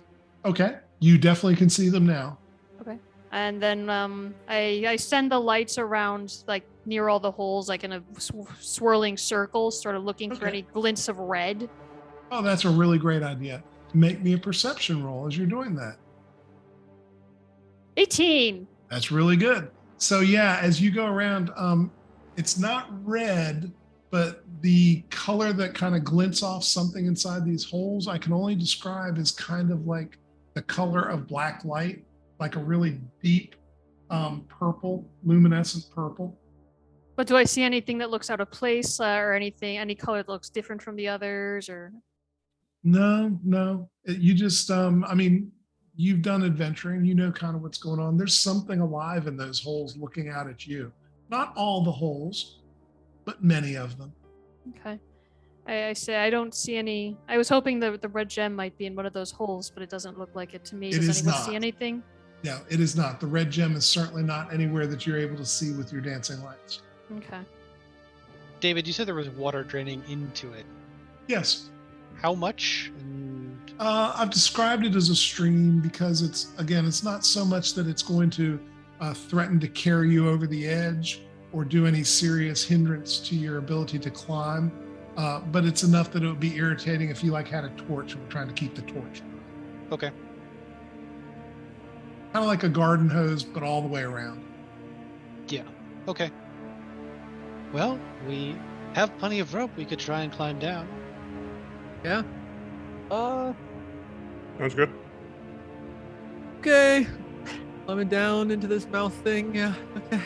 What could possibly go wrong? More than just a little bit scared. I'm holding it together, but I'm very much like, okay, y'all are taking this very casually. If you fall, I'm sure Garlo will catch you. I look to Garlo. He's I look at carrying- Sim. Uh, I look at So- Sim and I say, "That's actually a good idea, Garlo. How about you go first?" Luciana, I need you to make me an intelligence saving throw, DC 11. Not quite there. There is something wrong with the argument that has just been presented to you, Luciana, but you can't put your finger on it. You just know something's wrong with it. Yeah. okay. Maybe you should go back and consult with Gobber. The two Yeah. of you might figure it out together. Between the two of us, yeah. Yeah. Okay, guys. Garlo's. Actually, Garlo will, because you said it's like further down than our eyes can kind of see. Yeah. Who's got the longest dark vision in the group? 60 for me. I think it's 60 for everybody. Okay. It goes beyond 60 feet. Garlo is gonna take just some scrap from his pack or whatever and just drop it down the hole just to hear if he hears a splash, if he hears a crack, Okay. or if he hears anything. Okay. Are you going to watch it fall, or are you just going to wait to hear it? Yeah, I'll watch it. All righty. So you drop. How close to the wall of this thing are you going to drop it, or are you going to intentionally lob it out into the middle? Oh yeah, I guess I'll go for kind of a middle area, 10 feet out, I guess. So just Okay. so. All right. So you lob it out there, and it plummets. You see as it's plummeting a bunch of what I can only describe as kind of small pea-sized globules of something come out of various holes and strike it. And so as it's falling, you can see it's literally like watching a chunk of meat that's got these, imagine they're spitballs, right? A little bit bigger maybe, but spitballs that are kind of black and brown hitting it and sticking to it as it goes down.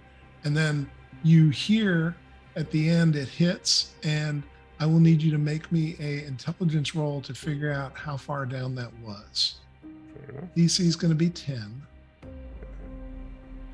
Yeah, I'm not that smart. 14. Right. Yeah, so you calculate it. You're pretty sure it's about 100 feet down. All right. So good news and bad news. It looks like it's just 100 feet down, but there's something spitting at things that are going down that hole. Well, we saw that, didn't we? We were all looking. If you were watching, you certainly would have seen it. Yes, ma'am. I'm not watching. I'm just kind of like around constantly. You Well, heard a that's sound. certainly- You heard a sound behind you, Luciana. That certainly complicates things. Maybe we should find Actually- another way down. Hold on. And Garlo's going to do the same thing with like another rock or something. Can he drop it just at the edge of where Sure. we're standing? Yeah, sure. How big a rock? Actually, I'll just take like a like. Is there any debris around this tunnel Sure. area? Are you looking for something bigger or something smaller? Something roughly like the same size it was. So like whatever, like a hand-sized Okay. debris brick of any kind. You find something that's a little bit bigger than that. It's about a skull size. And just drop it on this, like, so it's going straight down from Yeah. where we are. So what you see is as it drops, I know Luciano's looking behind at whatever he heard behind the group. Are the rest of you watching what's plummeting down the shaft? Yes. Yep. Yes. Okay. What you see is this piece of debris plummets down the shaft, and as it goes, these tiny little sticks with they almost look like scythes, but they're in miniature. So they've got these hooked blades on them, all jet out and from where it's going and clink against it as if they're trying to get purchase into it. And you also see once again black gobs coming from a variety of directions hitting this. And by the time it gets out of your vision, it's probably about a third covered with black gobs of something. They say, well, whether that red gem's down there or not, I'm sure as heck not going down there. I turn around knowing nothing and go, yeah, Garlo's going first, right? You can go first if you want, Lucy. No, Garlo's going first. I thought we agreed. Are you taking your eyes off the back of the group, Luciana? Yeah. Okay, so Turning you're back around. watching what the rest of them are watching now. You're not keeping watch. Yep. Okay. Does anyone have any better ideas? I'm gonna say probably it's better to go further out than straight down. I Okay. agree. Let's keep moving. So I have one idea that we could use some of the rope, tie it here, and then I can leap out very far and click my immovable rod. So we'd have a point to lower down to. It won't avoid the spit, but it'll at least avoid the grabbery bits. We're not going in here, man. This thing's alive, clearly. I mean, something in the walls might be, but That's I'm where not the- finding out the hard way what that black stuff is. No. Black stuff. Maybe Looking to another way Simmarine down. for clarification. Yeah, there's like, hey, I want to go touch it. Let's go touch it. Let's not. I'm getting mixed messages. I don't know what it is. It could be anything. I said, come on, let's try and find something else. Around- There's got to be something else. How could the red gem end up inside some living creature? well, Do it I from where mean, we are. same way we're gonna get down, probably. I am going to regret this for the rest of my very short life. Fair enough. So yeah, I guess tie some rope together. So we need 100 feet to get down, and then Garlo, before you do that, maybe a quick experiment. Can you find out the Alright. rock? Sure. I am going to use shape water to turn the water that is flowing down the side into a solid sheet over one of those holes. Okay. And then I am going to take the rock and tie it to a bit of rope and then lower it down in front of that hole and see what happens. Yeah. So it'll get pelted by black gobs from other directions. Yep. But the sheet of ice definitely stops anything from coming out of the holes that it blocks off. Okay. Well, that's kind of a success. Maybe we can slowly lower me down and let me freeze over all of the holes. Not gonna go fast, but slightly less dangerous. But you're still gonna get shot by all that black crap. The gunk, yeah. Well, I don't have to be next to it to freeze it. I can be above it. No, it's the ones. It's not the one you're working on. It's the other ones around this fucking cylinder. How many Right. times can you do this thing, Rafe? So technically, you can cast an unlimited amount of cantrips. Although I don't know how our DM wants to handle this. Oh, I'm fine with it. We've already established that you can cast this over and over again and that it's not concentration. So as far as I'm concerned, if you've got the time and the patience, you can fill the ocean with ice cubes. Yep. Okay. Global warming, take that. Ha ha ha. Problem solved. So it takes 6 seconds to cast. I can basically just do it repetitively. I think it's. I don't want to say it's the smart solution, but I think it's our best solution in the moment. Because again, this is not a permanent solution. This only lasts for about an hour. An hour's long enough to get down. I mean, 6 times 10, that's 60 times, times another 60 times, that's 3,600 times. Yeah, mathematically we can do it. I'm just pointing out Yeah. that if we want to come back out this way, We'll have to do it again. It'll be another, yeah. and it'll be harder because that rope probably won't be there. I Why mean, we not? can tie it off, but yeah, it'll be a little tricky. But all right, we can lower you down. Let's press on. Oh. If it's Okay. too much, though, we'll pull you back up. Well, I'll let you know if it's too much, but I think if I freeze everything that I can reach from here, and we keep doing that every time you drop me down another 5 feet, it should be as safe can get here. I'm so nervous. I And say- before I do that, I cast mage armor on myself. Luciano doesn't understand the math of any of it, so I'm just like, yeah. I tie a loop at the bottom of the rope, and I say, there, Rafe, put your foot through that, and that way you don't need to worry about, you just need to hold on. You don't need to worry about keeping yourself pulling all the time. All right, I'll step into the stirrup and we will give this a whirl. Before they start lowering me, though, I'm going to freeze everything that I can. I have a 30-foot range here. Okay. So you certainly can freeze everything around the rim if you want to take the time to do it. Is that Yeah. 5-foot chunks or 10-foot chunks? It is Yeah. technically a 5 cubic foot. So yeah, I guess 5 by 5. Okay. So, I mean, there's not enough water there to make the full 5 cubic feet, but for the sake of Yeah, the do you do like a narrative, sheet? yeah, Yeah, I'm just say trying that to you can sheet it. Yeah, we'll say you can spread that out as a sheet because this is a smart play. Are we not using the immovable rod at this point? What if we run the rope over the immovable rod, and that way we sort of let it go slowly, and then we can tie it to the immovable rod when we're done. Oh, well, my plan was that I didn't think the rope would survive us all going down if the things were shooting at bricks. I think they might shoot at a rope too. Yeah, I think the rope is a goner.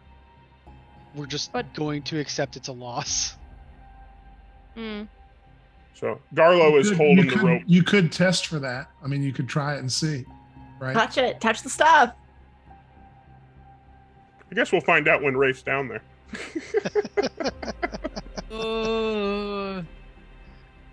All right, carry okay. forth. Yep, we're gonna do this. This is our plan. We're gonna go for it. Okay. Okay. So what I'm hearing is we're lowering Rafe down. He's doing the ice sheet thing, and we are not using the immovable rod as a fulcrum or anything like, or as a pulley type thing. As a matter of fact, Rafe is probably frozen one end of the rope. That's the safety, so it can't drop more than, let's say, 95 feet. So Okay. he can't be dropped onto the ground completely. There. Alrighty. So first I want to say this has been some brilliant dungeoneering, and I appreciate that. So I'm going to give inspiration to Rafe and to Garlo, even though you didn't use the immovable rod idea. It's a brilliant idea. Really good way to get down. And yeah, so Rafe, you go down and you will find they can't. So first off, make me a perception roll since you're going to be going down slow enough that you can actually look into the holes a bit as you go. 18. Really good. And so what you see in the holes, Rafe, are these little creatures. They look almost like hunched over little ratlings, like they're tiny rats, but they walk up on their hind legs, and you can see they've got faces that are a little distorted, like maybe they're halfway between changing into a human. So they've got kind of humanish features, and they're looking at you, and they've got their eyes are glowing with that purple light. And so some of them have these hooked sides, like that look like they're about 3 feet long, that they would stick out and go after things coming down. And some of them have these little slingshots that they take and they pluck stuff at you as you go down. So you definitely are not going to be impacted by the sides. And as you go down, these slingshots, however, will begin pelting you with some of their little balls of stuff, which you're not really sure what that is. Okay. But you will make it to the bottom. It is a long and arduous process for sure. But on your way down, you will find that you have been hit by 26 of these little tiny spitballs of black and brown globule, and they stick to your clothes. Okay. I guess when I feel like it's become a problem, like I can't move properly, or I reach the ground, whatever comes first, I will prestidigitation myself. Okay. So yeah, you can wipe them all out with prestidigitation. Nicely done. Next. Who's next? Yeah. So basically, unless anybody's going to do anything different, that is SOP for this tunnel. You will be able to go down it. You will take some globules as you go, but there will be no hooks to get at you, and you will be safe. Most of them will be going a lot faster, hopefully. Yeah. Probably. Who's going next? I'll go next. Rafe called up and said, "I'm fine. It's okay." No, what Rafe said is, I'm safe. Oh, that too. Tertia, you get hit by 41 of these globules. Well, I mean, do they damage me? Nope, but they do seem to be slowly weighting you down a bit. And like from time to time, part of you will stick to another part of you a little bit. Yeah. And so you're guessing that as you get pelted with more and more of them, they begin to make you less dexterous. And they just interfere with you in a very minor way. But it could be important if you're like in the middle of a fight. Well, once I get to the bottom, Rafe prestidigitates me. Do you do that, Please. Rafe? Yep. Please. Okay. Alrighty. Who's No, next? you're all stuck.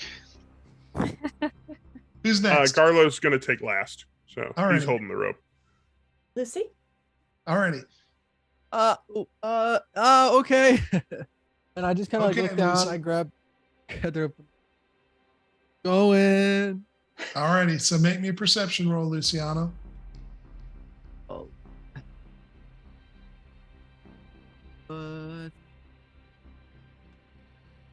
Nope. Okay.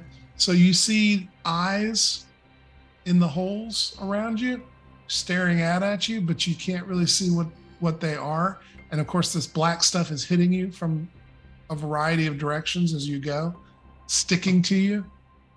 It looks a lot like the same stuff that was on the little pointy shivs, maybe. And Luciano, as you're about 40 feet into this descent, it occurs to you that one of the few things you paid attention to in school, in science, at the Bardic College, was that water will melt ice. And it occurs to you that this sheet of ice that's protecting you is being hit by water on a continuing basis, and that it should probably give way and expose you. What are you going to do about that, Luciano? Guys, I think the ice is melting, and I'm trying to go down. I just Rafe, try to go. Rafe, it does not look like it's melting. Luciano, it's magic. It's melting. Then Ah! climb faster. You don't think I'm trying? Are you going to climb faster, Luciano? I think I'm trying to climb faster. It might just be a bunch of me like letting go and kind of falling like slowly and then grabbing it erratically. So I'm going to get you to make a dexterity saving throw to see how badly or well you do that. You do it well. Yeah. Fear is a guide for you, and in spite of the fact that you look like you're flailing all the way down, somehow you make it.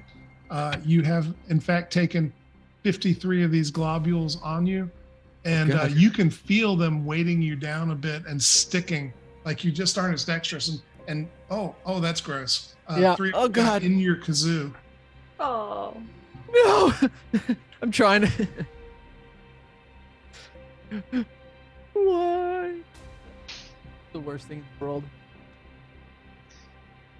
I still can't believe that Luciano doesn't have prestidigitation. Who needs it? Anyway, I'm going to prestidigitate most of the gunk off of him. Most Whatever Most I of can it? see. Whatever I can see. I'm not touching his kazoo without his permission. Oh, Okay. yeah. Fair. I feel like I'm so worried about the kazoo, I don't notice that the rest is gone. That's fair. Alrighty, Simmerine, are you next? Well, let's go. Alrighty.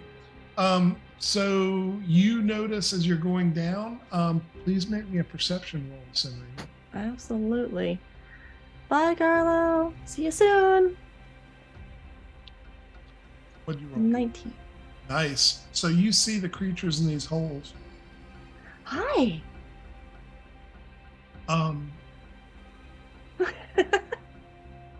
They speak back to you in a choppy, bestial version of the fairy dialect. If you Oh. speak that. I don't know if you speak that, but Of what? it's fairy. I mean, Sylvan, yeah. I speak. Yeah. I speak. I mean, these are creatures long wandering and lost of fairy. I start telling them all about this wonderful adventure I've been on. I don't mention any names, but you should see the places that I've been and these wonderful friends that I have. And I owe a great debt now at this point. Hey, can you roll for a message by chance? Are you stuck here? And I'm talking and moving, so like whoever I'm talking to doesn't really get a chance much That's to fair. actually So, respond. as you're moving down, it occurs to you that you've heard of these creatures. They don't really have a name, which is an incredible insult. But you know red caps, right? Mhm. They're the creatures that prey on humans. These are kind of the red caps for red caps. Like these are the things red caps worry about at night, because they're smaller and they're also mean and evil, and they love to get their hooked blades and chop your bits off and slice you and cut your Achilles, and they Hey. pelt you with this stuff that stops you from moving. And ultimately, and you're being pelted the whole way down, and if you're ultimately pelted with enough of it, it can just build this layer all over you and encapsulate you completely. And you have heard as a young person that becomes a chrysalis that will then turn you into one of them. That's terrifying. Delightful.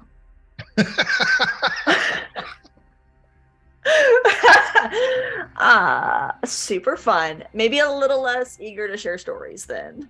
Fair. Knowing this information now, it probably starts with me being excited, maybe a familiar face, and then realizing, like, oh wait, shoot, maybe this was a bad idea. Anyways, my name is Sly. Make sure to spread that around. My name is Sly, and I'm just gonna keep climbing down. All right, can you stop it as I get So down? make me a wisdom saving throw.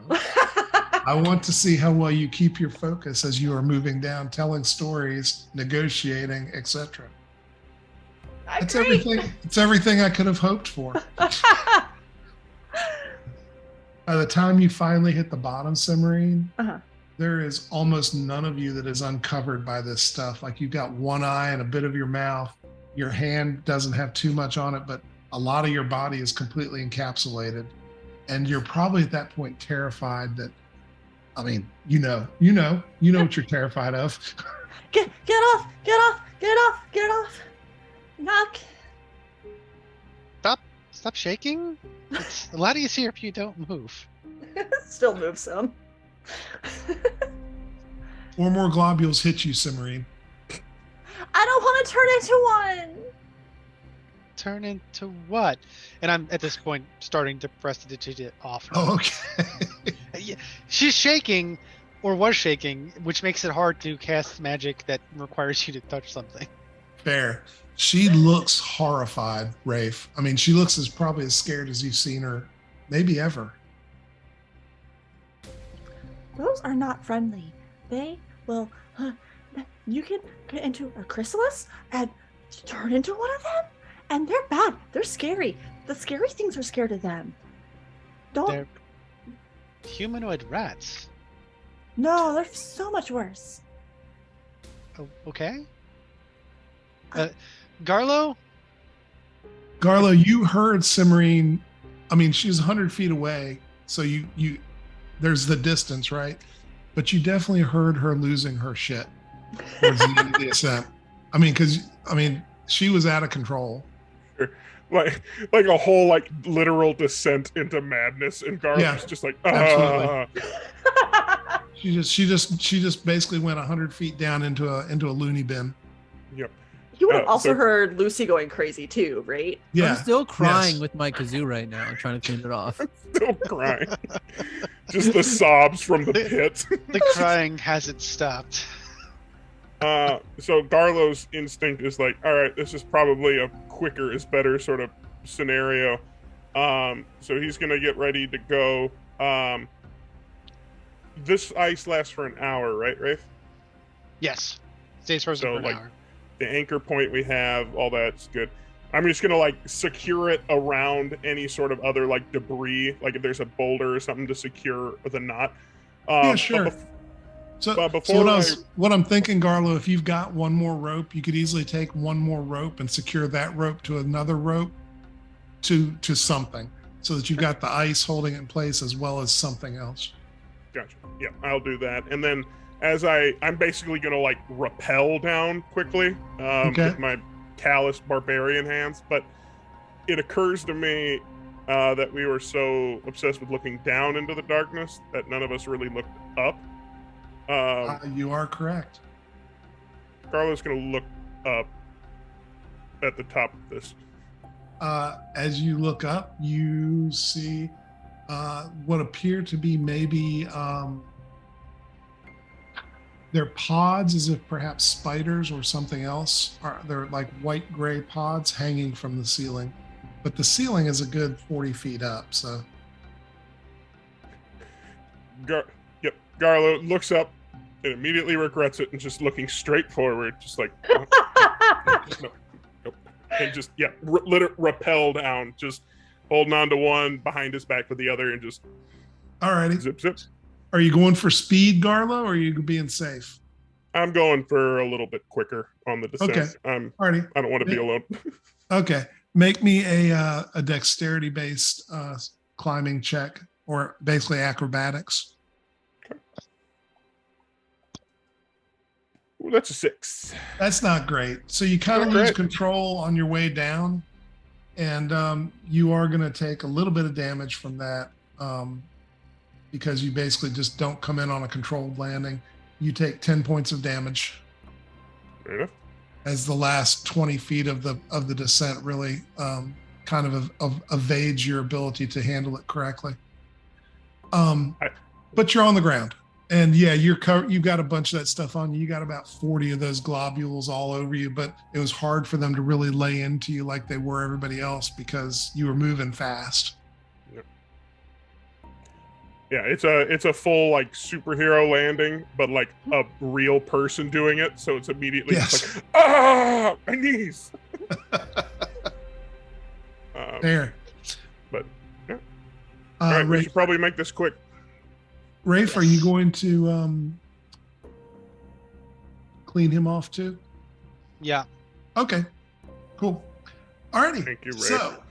So, you find yourself at the bottom here, at the bottom of the 100-foot drop. And Cimarine, you had kind of lost your composure on the way down, so you really haven't had time to assess where you are, but you feel closer to home, but it's wrong. The area that y'all are in appears to be, I can't call it anything else but like a overgrown, twisted botanical garden of some sort with a slant towards being nurtured by sewer water. So the smell is rare and the foliage is not quite right. And it looks sick, but it looks like it's healthy in its own way. It's just sick because it's feeding on bad nutrients. Bad water. And there might be something else going on here, and you can see Cimarine looks ill at ease in this place. Is there anyone here who doesn't feel ill at ease? Because I'd be really interested to know who they are. Yeah. We could summer here. Let's build a cabin. I don't know about that one. Garlo is drawing his axe. None of this looks good. I'm just gonna be like, all right, let's not spend any more time here than we need to. Agreed. I don't like this place at all. Let's hurry it up. As you are talking, you will see that a goblin is actually approaching you. Skinny goblin. And he steps up. He's got black eyes, not like most goblins. Sim, he looks more like the kind of goblins that you're used to. And he looks at you, goes, "Did y'all come down from up top?"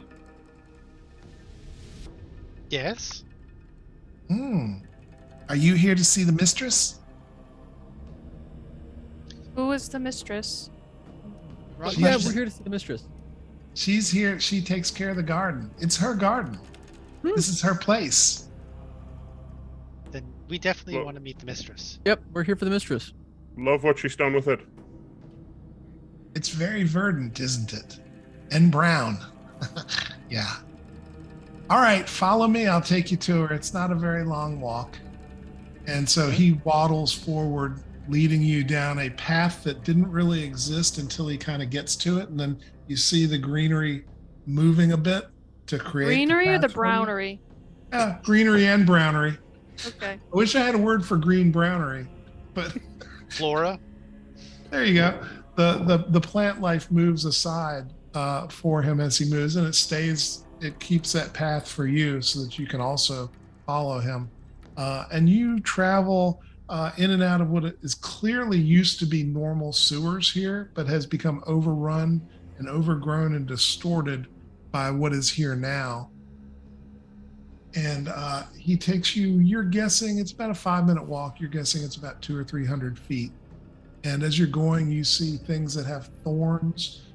You see one plant that actually moves and grabs what I can only describe as some sort of pig-like creature that was running around in the water, and begins to move as if it's ingesting the creature. And you can see the pig being pulled down into its throat, I guess. And you finally get to an area where the verdant brown and green foliage expands upward the full 30 feet to the ceiling of this area. And there is a beautiful, horrible looking woman sitting on a chair that I can only describe as throne-like at the center of this room. And the goblin comes forth and she goes, "Mistress, these people came from the up top. They say," he looks at Luciana and goes, "You said you were here to see the mistress, right? Yeah, absolutely, we were. They say they're here to see you." And she looks down and goes, "Ah, very nice. I seldom have visitors. Very nice. Thank you, Noble. You may go make yourself useful." And she points at a plant, and the goblin waddles over to the plant and actually lays down in its roots. And you see the roots curl over it and begin to compost him almost immediately. And you can hear him screeching, but he still does it. And she says, "Please approach, come closer." I have a big smile. Hi, and I step forward. She says, what are you here for? What do you come to see?" the Toad Bud. Or The Toad Bud? Yeah. that is what they call me. The Oh. locals call me Antonella Toadbud. But of course, she looks very knowingly at Sim. She goes, that is, of course, a name they have applied to me with no meaning to me. Is there a name that I should use? That would depend. What is your name? I look at Sim. Tobin. What'd you Alright. say? Tobin. Very well. Um. Tobin. Yes, Tobin. Uh-huh. Well, my name is Antonella. Pleasure to make your acquaintance. Nice to meet you, Welcome. Antonella. To my little dingy corner Oh no, it's of the Unseelie lands. very lush. I like what you've done with it. It's great. We're looking for something that might have fallen down here. I don't know. Maybe somebody brought it down to you. Please do tell. I don't know. It's like a red crystal. It's like split apart. Probably jagged. I don't know. You seen anything like that? Yes, I have. Ooh, fantastic. Okay, great. Because we know the owner and we just came to come and grab it real fast. He needs to go back. So point me to it. Ownership is an interesting concept. I mean, yes and no. I mean, if something belongs to somebody, I mean, it's, yeah, I get what you mean. Like, does it ever really? Because if they die, then you can take it. I mean, yeah, it's a whole, let's not get into concepts of ownership right now. Let's just talk about where it is. I'm just kind of rambling, trying to. I like you, Tobin. You speak a lot. Words give me a lot to work with. I do love words. In fact, yes. So you wish to be given passage to where Oh, you don't have it? gem Okay, is? yeah. Yeah, can you tell me where it is? You are requesting passage, yes? All of a sudden, I'm very speechless. Do you know where this item is? Do we need to request passage to go there? Yes. Can we just request the item? You may, but I don't have it. Can you tell us what the passage is? She looks at Cimarine and says, this child does not understand any of it, does he? Yeah, I've been told that. He's new to the game, that's all. That is fair. You come into my realm requesting passage, requesting... I didn't request information. passage. I have not requested anything yet. Fair. I You just have asked if you know requested where it is. information, and I Yep, have yeah. given it. I've given it freely. As Yeah, a that was favor, fantastic. I can give you a as song.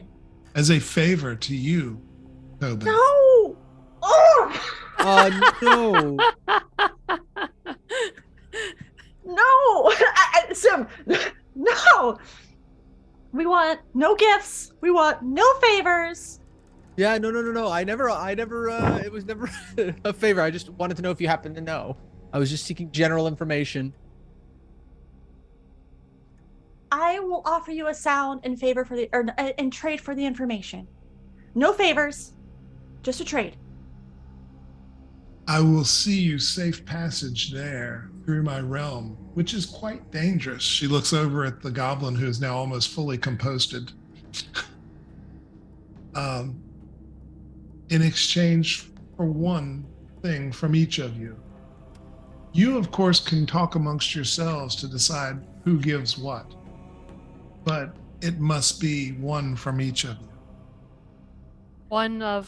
Is there something in particular you want? She says, yes.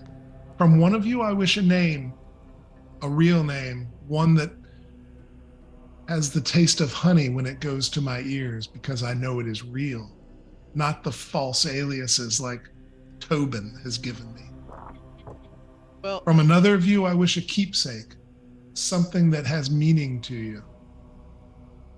From another, I wish a secret. From another, a dream that you have. And lastly, from the last person, a story.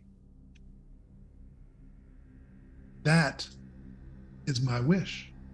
If you provide me these things, which are trivial, I will gladly grant you passage through my realm to the part of the heart of fire that resides just beyond. Though you will have to deal with its guardian, but you will be far better for it, having not traveled through my realm and fought every foot of your travel. I say safe passage there and also back, right?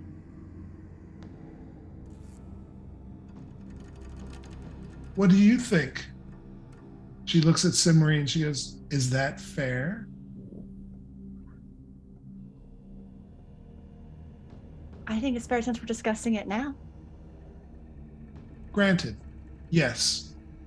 It shall be as you have said. All right. Huddle up. She sits there watching you, drumming her fingers on her face, but you can certainly retreat to a point where you can talk privately with each other. Okay. So a true name, a secret, a dream. What were the other two? A story and a keepsake. Keepsake. Okay.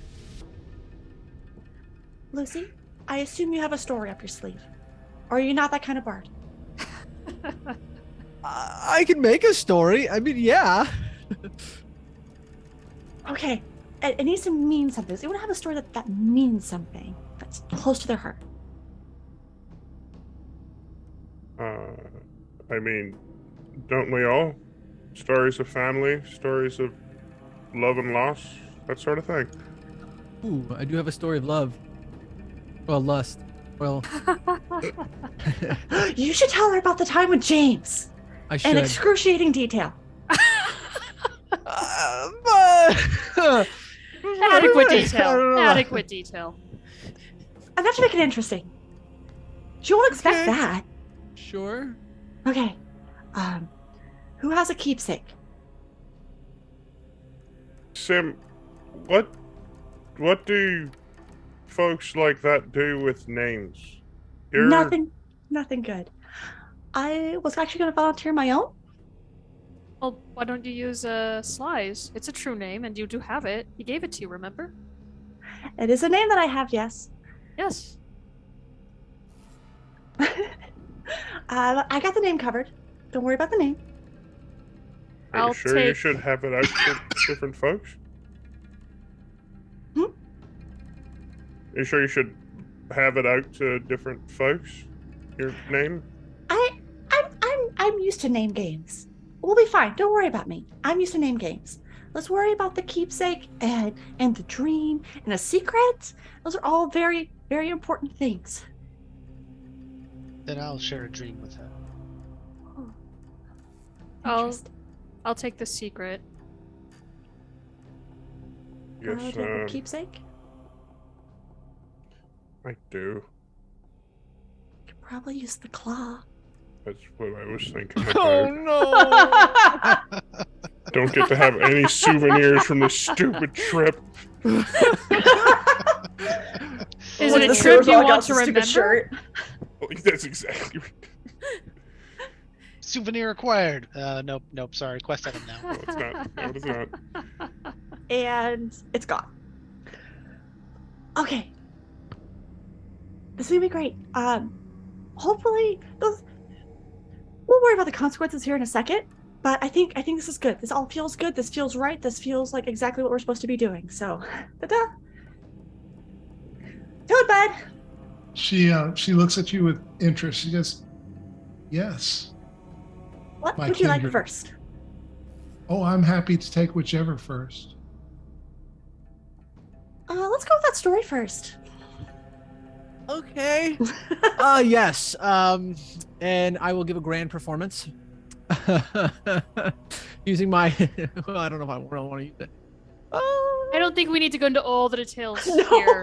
This is No, not that you kind need- of stream. I want the too long didn't read version of this. Okay. Well, TLDR. So while on a trip to Daggerford to secure a special item from a not so important wizard, can leave that part out. We happened upon a great pub where, might have been vibed a little too much, drank a little bit, and ran into a lovely suitor named James. Who immediately complimented me on my fancy attire, which I just acquired. It was glamour, woven and could change color. It's great. I have it in my pack. I could put it on, but we'll do that later. I'm just like really nervous. I've never been put on the spot like this to tell a story.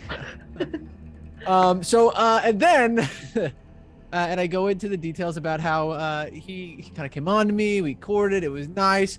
He took me back to his place, and I kind of look around, and I kind of like very quickly skim over detail. I'm just like, so we and I kind of just very fast go through events that may or may not have happened, and then woke up greatest morning. He left me a note. He had to go into work. We ran back into each other at the festival, and I'd planned to meet up with him. However, we were kind of on the run, so it was a love that was lost, and I hope to find again. And I end my story. She nods. Accepted. I particularly like the yada yada yada part. I liked the spicy ending. It was great. He leaned in to whisper the spicy parts. Yeah. Which is next? I will offer you a dream. I know you thought that you wanted a dream of future achievements, but instead, I'm going to give you a dream that I actually have. And Rafe will describe the dreams that he has been dealing with recently, where he finds himself trapped underneath the waves in the ocean, caught in churning cycles of seawater. And when he's finished, he'll say, "Now, I'm a priest of Gond, a man of mechanics. Don't you think those dreams are a little odd?" I don't know this Gond. I will take your word for it. But I will tell you, you have earned my respect. You turned my words against me. Touché. And you have given me something delicious about death and drowning, which I shall savor for some period of time. Thank you. My honor. Rafe, that dream is gone. Mm-hmm. It doesn't exist in you anymore. Huh.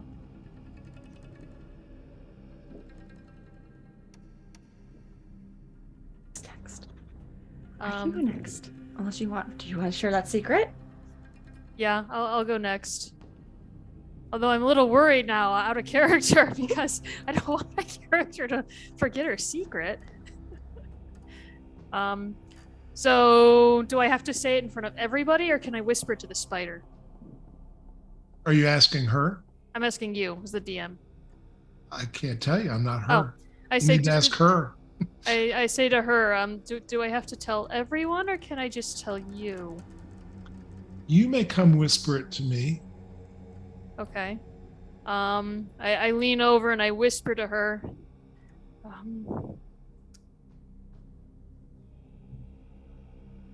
The reason I was disinherited from my family was I caught my father. He was smuggling, and he found out that I knew.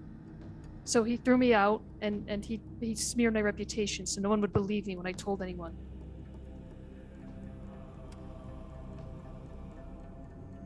Very well. That is a heavy baggage to carry. Accepted. Oh God, I could forget now. This is bad. She looks at you and says, "Do you wish to remember it yourself, or do you wish to Please. be free of this baggage?" No, I have to remember. I can't forget. Acceptable.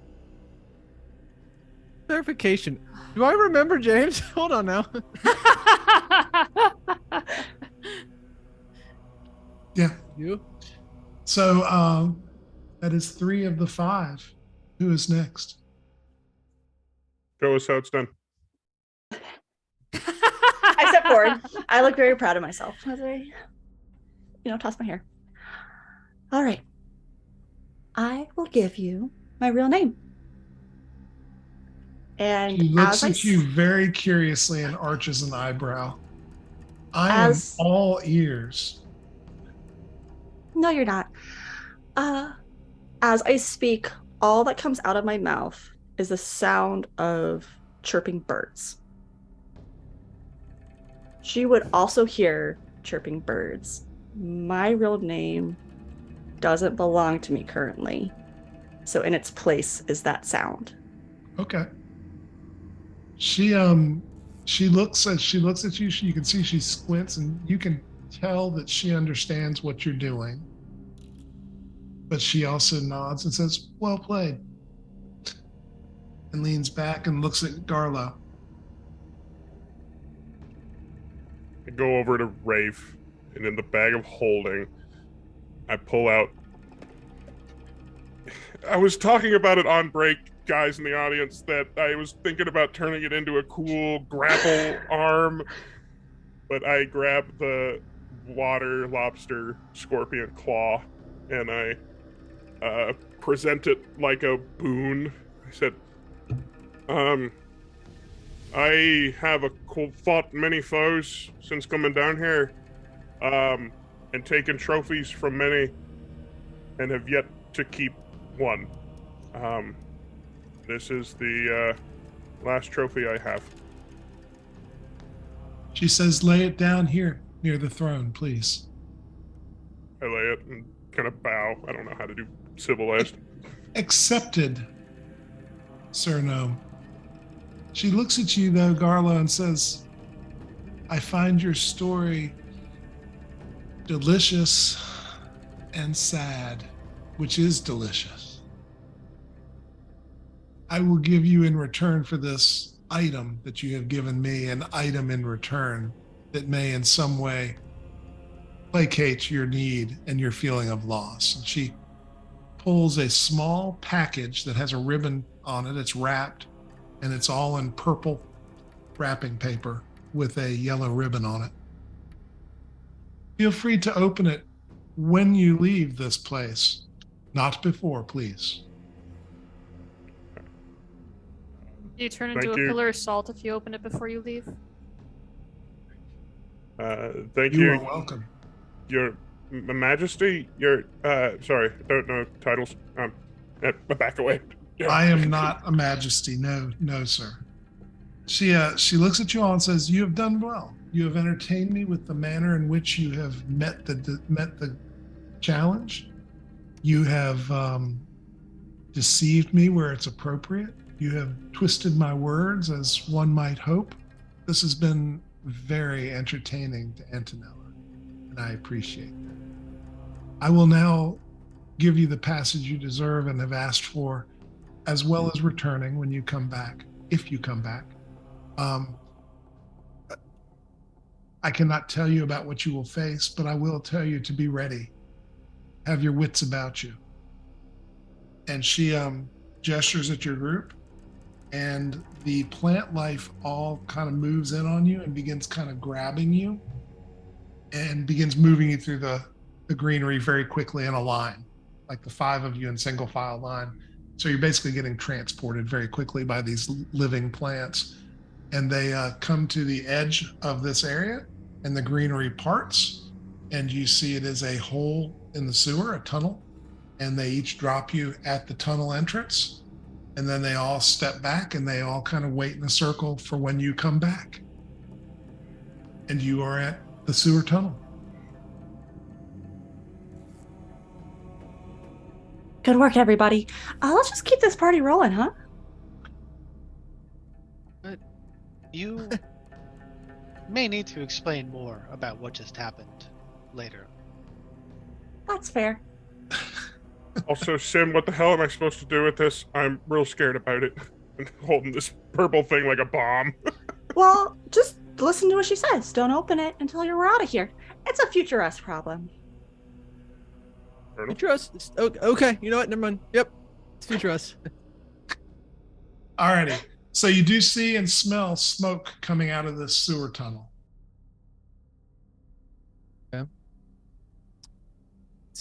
Is there fire? Like wood smoke?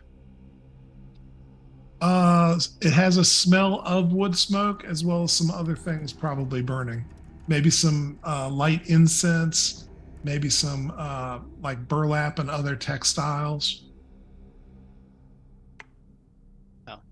I take out my crossbow and prep it. Okay. Garlo's drawing. Alrighty. All right, let's go. And marching into the smoke and the scary room. Are you leading the way, Cimarine? Yes, I'm feeling pretty Okay. jazzed after succeeding that. Oh, by the way, you do feel like you have left that place that crosses over. Okay. So you're feeling farther away from home again. I'm actually also going to unsling my crossbow. Alrighty. Very good. Rapier, Luciana? Yeah. Well, I mean, hands on the hilt. Yeah. Okay. Alrighty. Okay. So you walk down the tunnel. It's only about 10 feet and it clearly expands out into an expansive room. The smoke kind of obscures the size of this room. But as you go in and you're having a hard time seeing, but you can see right at your feet the beginnings of what can only be considered like maybe a hoard of treasure. A lot of copper, some silver, a gold piece or two here or there. And it kind of just spreads out in front of you and it goes forward. And again, the smoke makes it very hard for you to see because it obscures your vision more than about 5 feet out. But what are you going to do? Is anybody going to walk in? No one take anything if they don't need it. We're just there for the gem. I'm actually going to use prestidigitation to summon a quick wind and push the smoke Okay. away. Nice. So you push it away and you do see it is, as I've described, it's a horde. It goes, how far would prestidigitation clear for you, Rob? I would say 10, maybe 15 feet. Sure. So the horde definitely goes that far. It basically pushes some of the smoke towards the back of the room. As that happens, you hear lizardy voices. And you see probably about 40 feet from you the outline of a winged creature sitting atop this horde. It looks like a dragon. And as the light flares up behind it, it breathes some fire.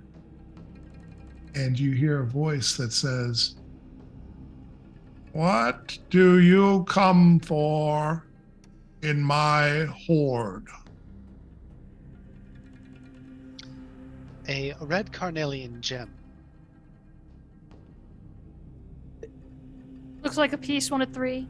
Yeah. Like it broke off a larger piece. Might look broken. You know, take it off your hands. Yeah, not that valuable. We Yeah. just sentimental value, you see. This I can provide. However, Oh. one of you must stay for dinner. What's for We're dinner? not you giving cooking? like bee dinner, right? Just to enjoy a meal. The meal will be enjoyed. By both of us.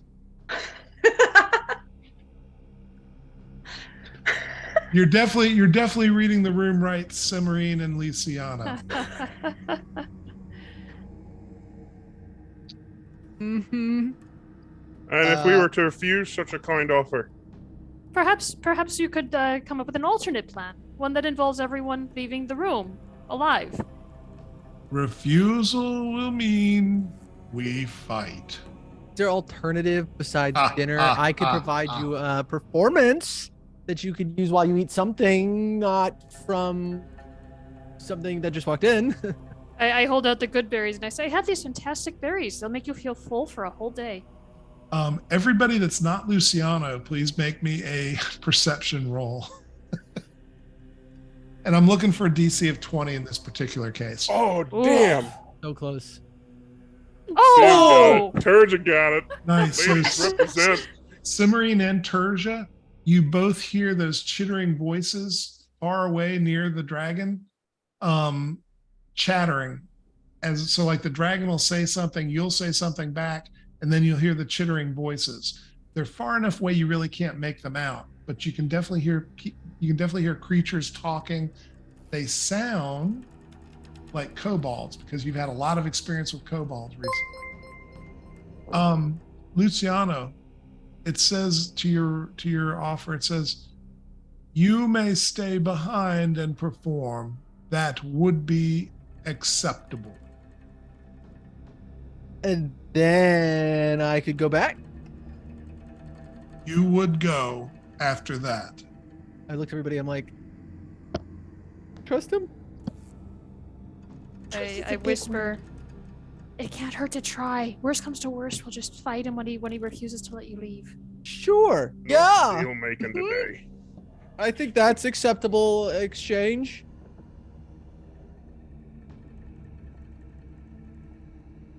You will come forward. The others may approach and take the gem from the top of the horde after. Okay. Fantastic. Yep.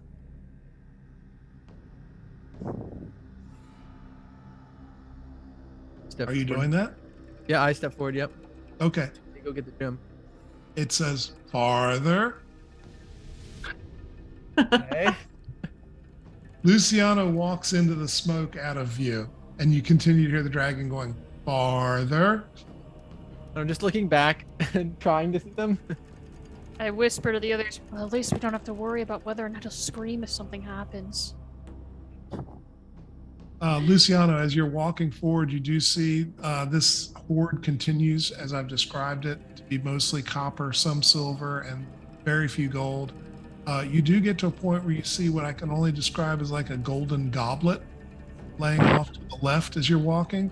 And if you continue walking, you will in fact see what looks like the red stone. It's about the size of your fist, and it clearly has been broken, laying to the right. And the dragon says, farther. I think about it for a minute and I keep walking. Okay.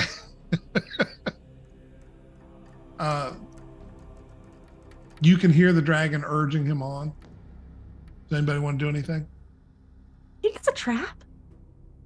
Can we just quietly approach, just like those little like kind of half steps, just keep bringing it a little bit closer. Garlo's gonna try if anyone stops him. He doesn't like Lucy getting that far ahead.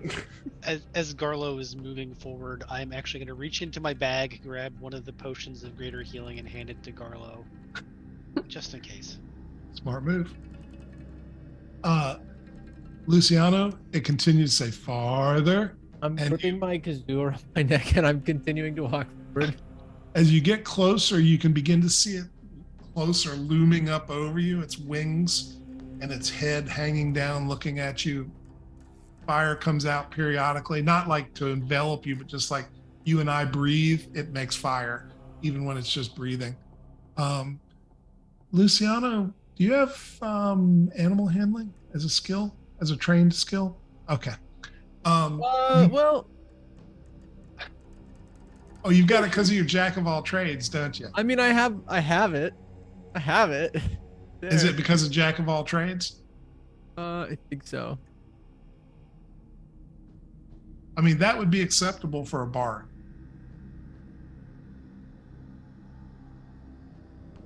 Yeah, so I need to roll animal handling?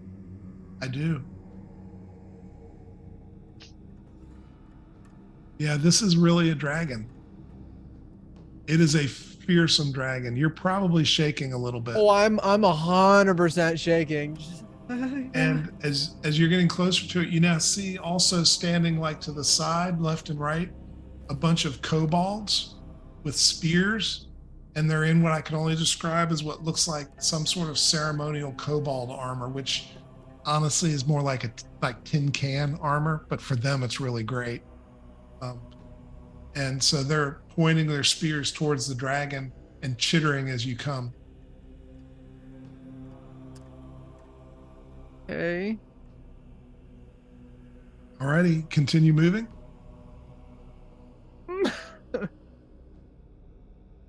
Y'all Very advanced- slow y'all steps advanced now, about- thinking that it's like seeing a dragon. I'm taking like very choppy steps. Just right, it's hard to make it out well because of all the smoke, but it definitely looks like a dragon to you. and I just keep looking, like try to like very quickly through my shoulders to see if anybody. No, You okay. are you are alone, Luciano. None of your friends have come with you as far as you can see. Okay. And the dragon, from its head, you hear, "Very well performed." All in the back have moved about 20 feet in. Like very shaking and like trying to like okay. And I pull my kazoo out. This is a piece very popular overworld Waterdeep. You hear it at many taverns. I don't know how much you get to the taverns, so enjoy. And I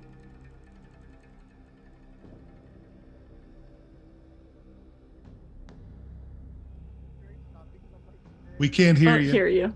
We can't hear I you. turned it down so you can't hear it. It's very Okay. choppy because I don't want it to.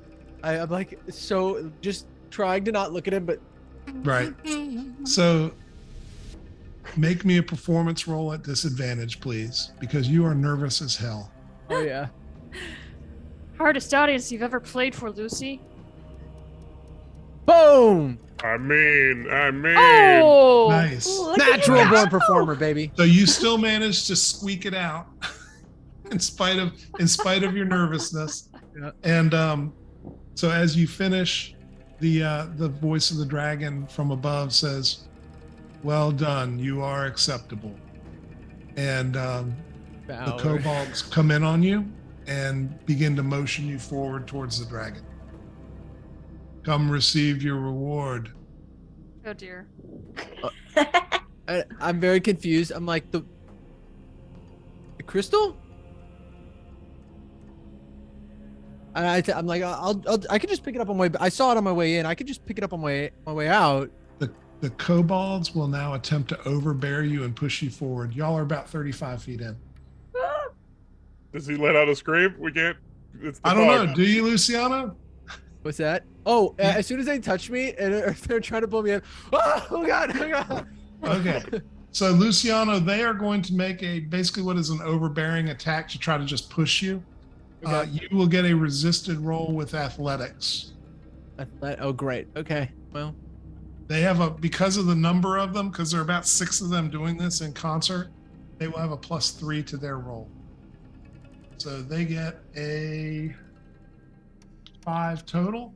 Luciano, somehow you manage to push back. And what are you going to do? You can certainly try to break through the line and run back. Yeah. So as soon as I break it, I'm like, so we're good. I'm gonna head back to my friends. Thank you. It's been great. Those of you moving up behind him get to a point where you can hear there's some sort of something going on, and you are also seeing the red gem sitting on top of the pile. Fuck this! I'm grabbing it. Okay. You grab the red gem. Yeah, I put it in my. I'll put it in my pocket, and then I'm drawing both axes. Just like, all right, Okay. shit going down. What the hell? Alrighty. Luciano, are you screeching as you running, or are you just Oh, running? after I turn around, I'm like, just making a beeline straight back to where I came from. Okay. Y'all are close enough that you can get another look at this dragon through the smoke as this is all happening. So please make me one last perception roll, everybody but Luciano. Again, we're looking for a 20 here to get really good details on what this looks like. Oh, Sim. Cimarine is on her game. Cimarine, you're looking at the dragon and something doesn't quite look right in terms of its musculature and the way that its body really doesn't move as Luciano comes running out of the fog, out of the smoke towards you, screaming. Dragon. Um, Oh, go ahead. what are you going to do? Are y'all going to take off? Or are you going to move forward and try to do something? We need to get out of here. That is such a real dragon. Like, we have to get going now. If Sim says that, I mean, yeah, Garlo didn't see shit, but I rolled a 14. Is that enough to see that gold goblet you were talking about? It is. You going to reach for it? I'm gonna get that goblet. I mean, I'm not leaving here empty-handed. You reach for the goblet? Please make me a dexterity saving throw. I got. Is this something I can see? Not at first. Because I have danger sense, which would give me advantage. No, because it's hidden under the gold pieces and silver pieces. 16. So you manage to make it. You snatch the goblet away as a bear trap closes where it was. Cimarine, are there fake dragons? Why would anyone waste time making a fake dragon? That would be super silly. And what an amount of effort just to spook some people. Oh, we should just get going. I think it's Let's- really cool that Lucy survived a dragon attack. I will definitely be Are we telling having it this that way. discussion standing still, or are we moving? I Oh, hope we're we're moving. moving. Oh, okay. I just want to be sure. Okay. Carlos yeah, y'all hustling can- with the big cup. He's like, "You heard Sim, run!" I'm just very confused. You know, everything I've heard about dragons is that they are vain and would want to be seen. Rafe, Good we point. can talk about it later. Very good point. Y'all get to the tunnel and can get out of here because they will not be able to pursue you fast enough. And with time running out, we're going to go ahead and narrate that you can go all the way back because Antonella's not going to give you Yes. grief coming back. She will honor her word. You'll be able to go right back up the way you came down with those ice blocks because that is brilliant. Gabo will wonder why there are no more kobolds, but he did tell you could come back without one, although he preferred you bring one. So he'll give you a little bit of grief, but he will let you go through. Gobber. One And time I fought a dragon. But yeah, you can get out. I mean, you go all the way back up to the patron's basement and mansion, and getting past the troll will take you a little bit of time. But you'll be able to do it because it's staked to the wall. Yeah, so you're back, and the patron greets you at the trap door and says, "Ah, you have been successful. Very, very well done. And you got your stuff back. I'm very happy. You managed to find the gem." Yeah, there you go. And I throw him the rock. It says, "Thank you.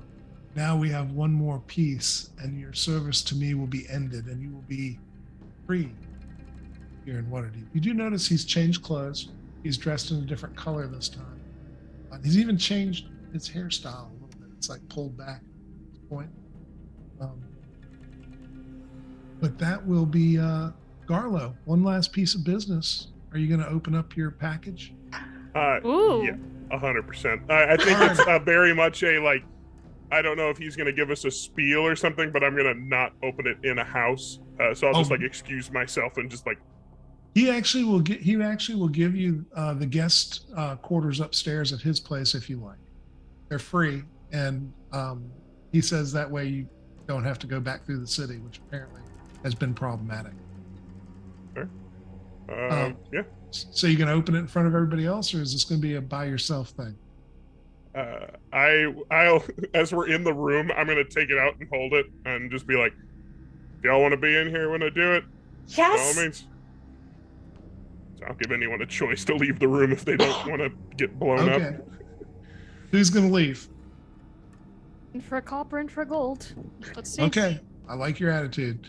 All right, Garlo, you unfold it and take off the ribbon, and it appears to be a white shirt, kind of in the style of a peasant shirt, but without the ties. And as Garlo holds up his shirt, he can't see this yet, but all of you read the shirt says in common, "I killed the sewers of Waterdeep, and all I got to take with me was this lousy shirt." oh yes. And we will end on that note tonight. Delightful. So some quick reminders, and then we will end for the night. Anna. Let's see. I really should have these memorized by now. Please don't forget to subscribe to the Games Tavern YouTube channel. Subscribing is free, and that way you don't miss any of the action, and you also get access to additional content. Your likes and positive comments on the videos help other adventurers find out about the show, so please head over and subscribe when you get a chance. Brandon? Yeah, if you liked our stuff here tonight, be sure to check out the other shows we have here on the Games Tavern. On Tuesday nights, we have our Call of Cthulhu game set in the modern era. That is called The Omega Files and is on at 7 p.m. Eastern, and you might see a familiar face. Also, on Wednesdays, you can explore the world of Eberron on our show Dirty Deeds, and that is at 7 p.m. Eastern. Also, the winner of the mystery dice set, for those of you who might have joined late and didn't know, we host a raffle for a mystery dice set from 1985 games. This week, the winner is Turbo KKV. Congratulations. That Goblins will reach out to you on Twitch and get you the information and send your prize. Don't forget to enter that. A enormous thank you to Shard Tabletop for sponsoring the show. You can check the link in chat. Give yourself a discount when you use the code TGTShard20. That's a 20% discount on your DM Pro or other subscription. Guys, we cannot say enough good things about Shard Tabletop. I mean, you've seen it with DM David. It is easy, it is fast, and it lets you just play the game. As bad as I am, it's even making me look okay. So. Well, it's been a great time. I think detention lasts one more week, and then Reed will be back, stepping back into the seat and taking this group. So next week we'll go after the last part of the Heart of Fire gem and see where that takes you. Thank you for all of you who have tuned in. Tune in next week because we will have some interesting encounters planned, and some interesting opportunities, and we will see what Garlo does with his t-shirt. Have a great week. Thank you so much for coming. Seeing you.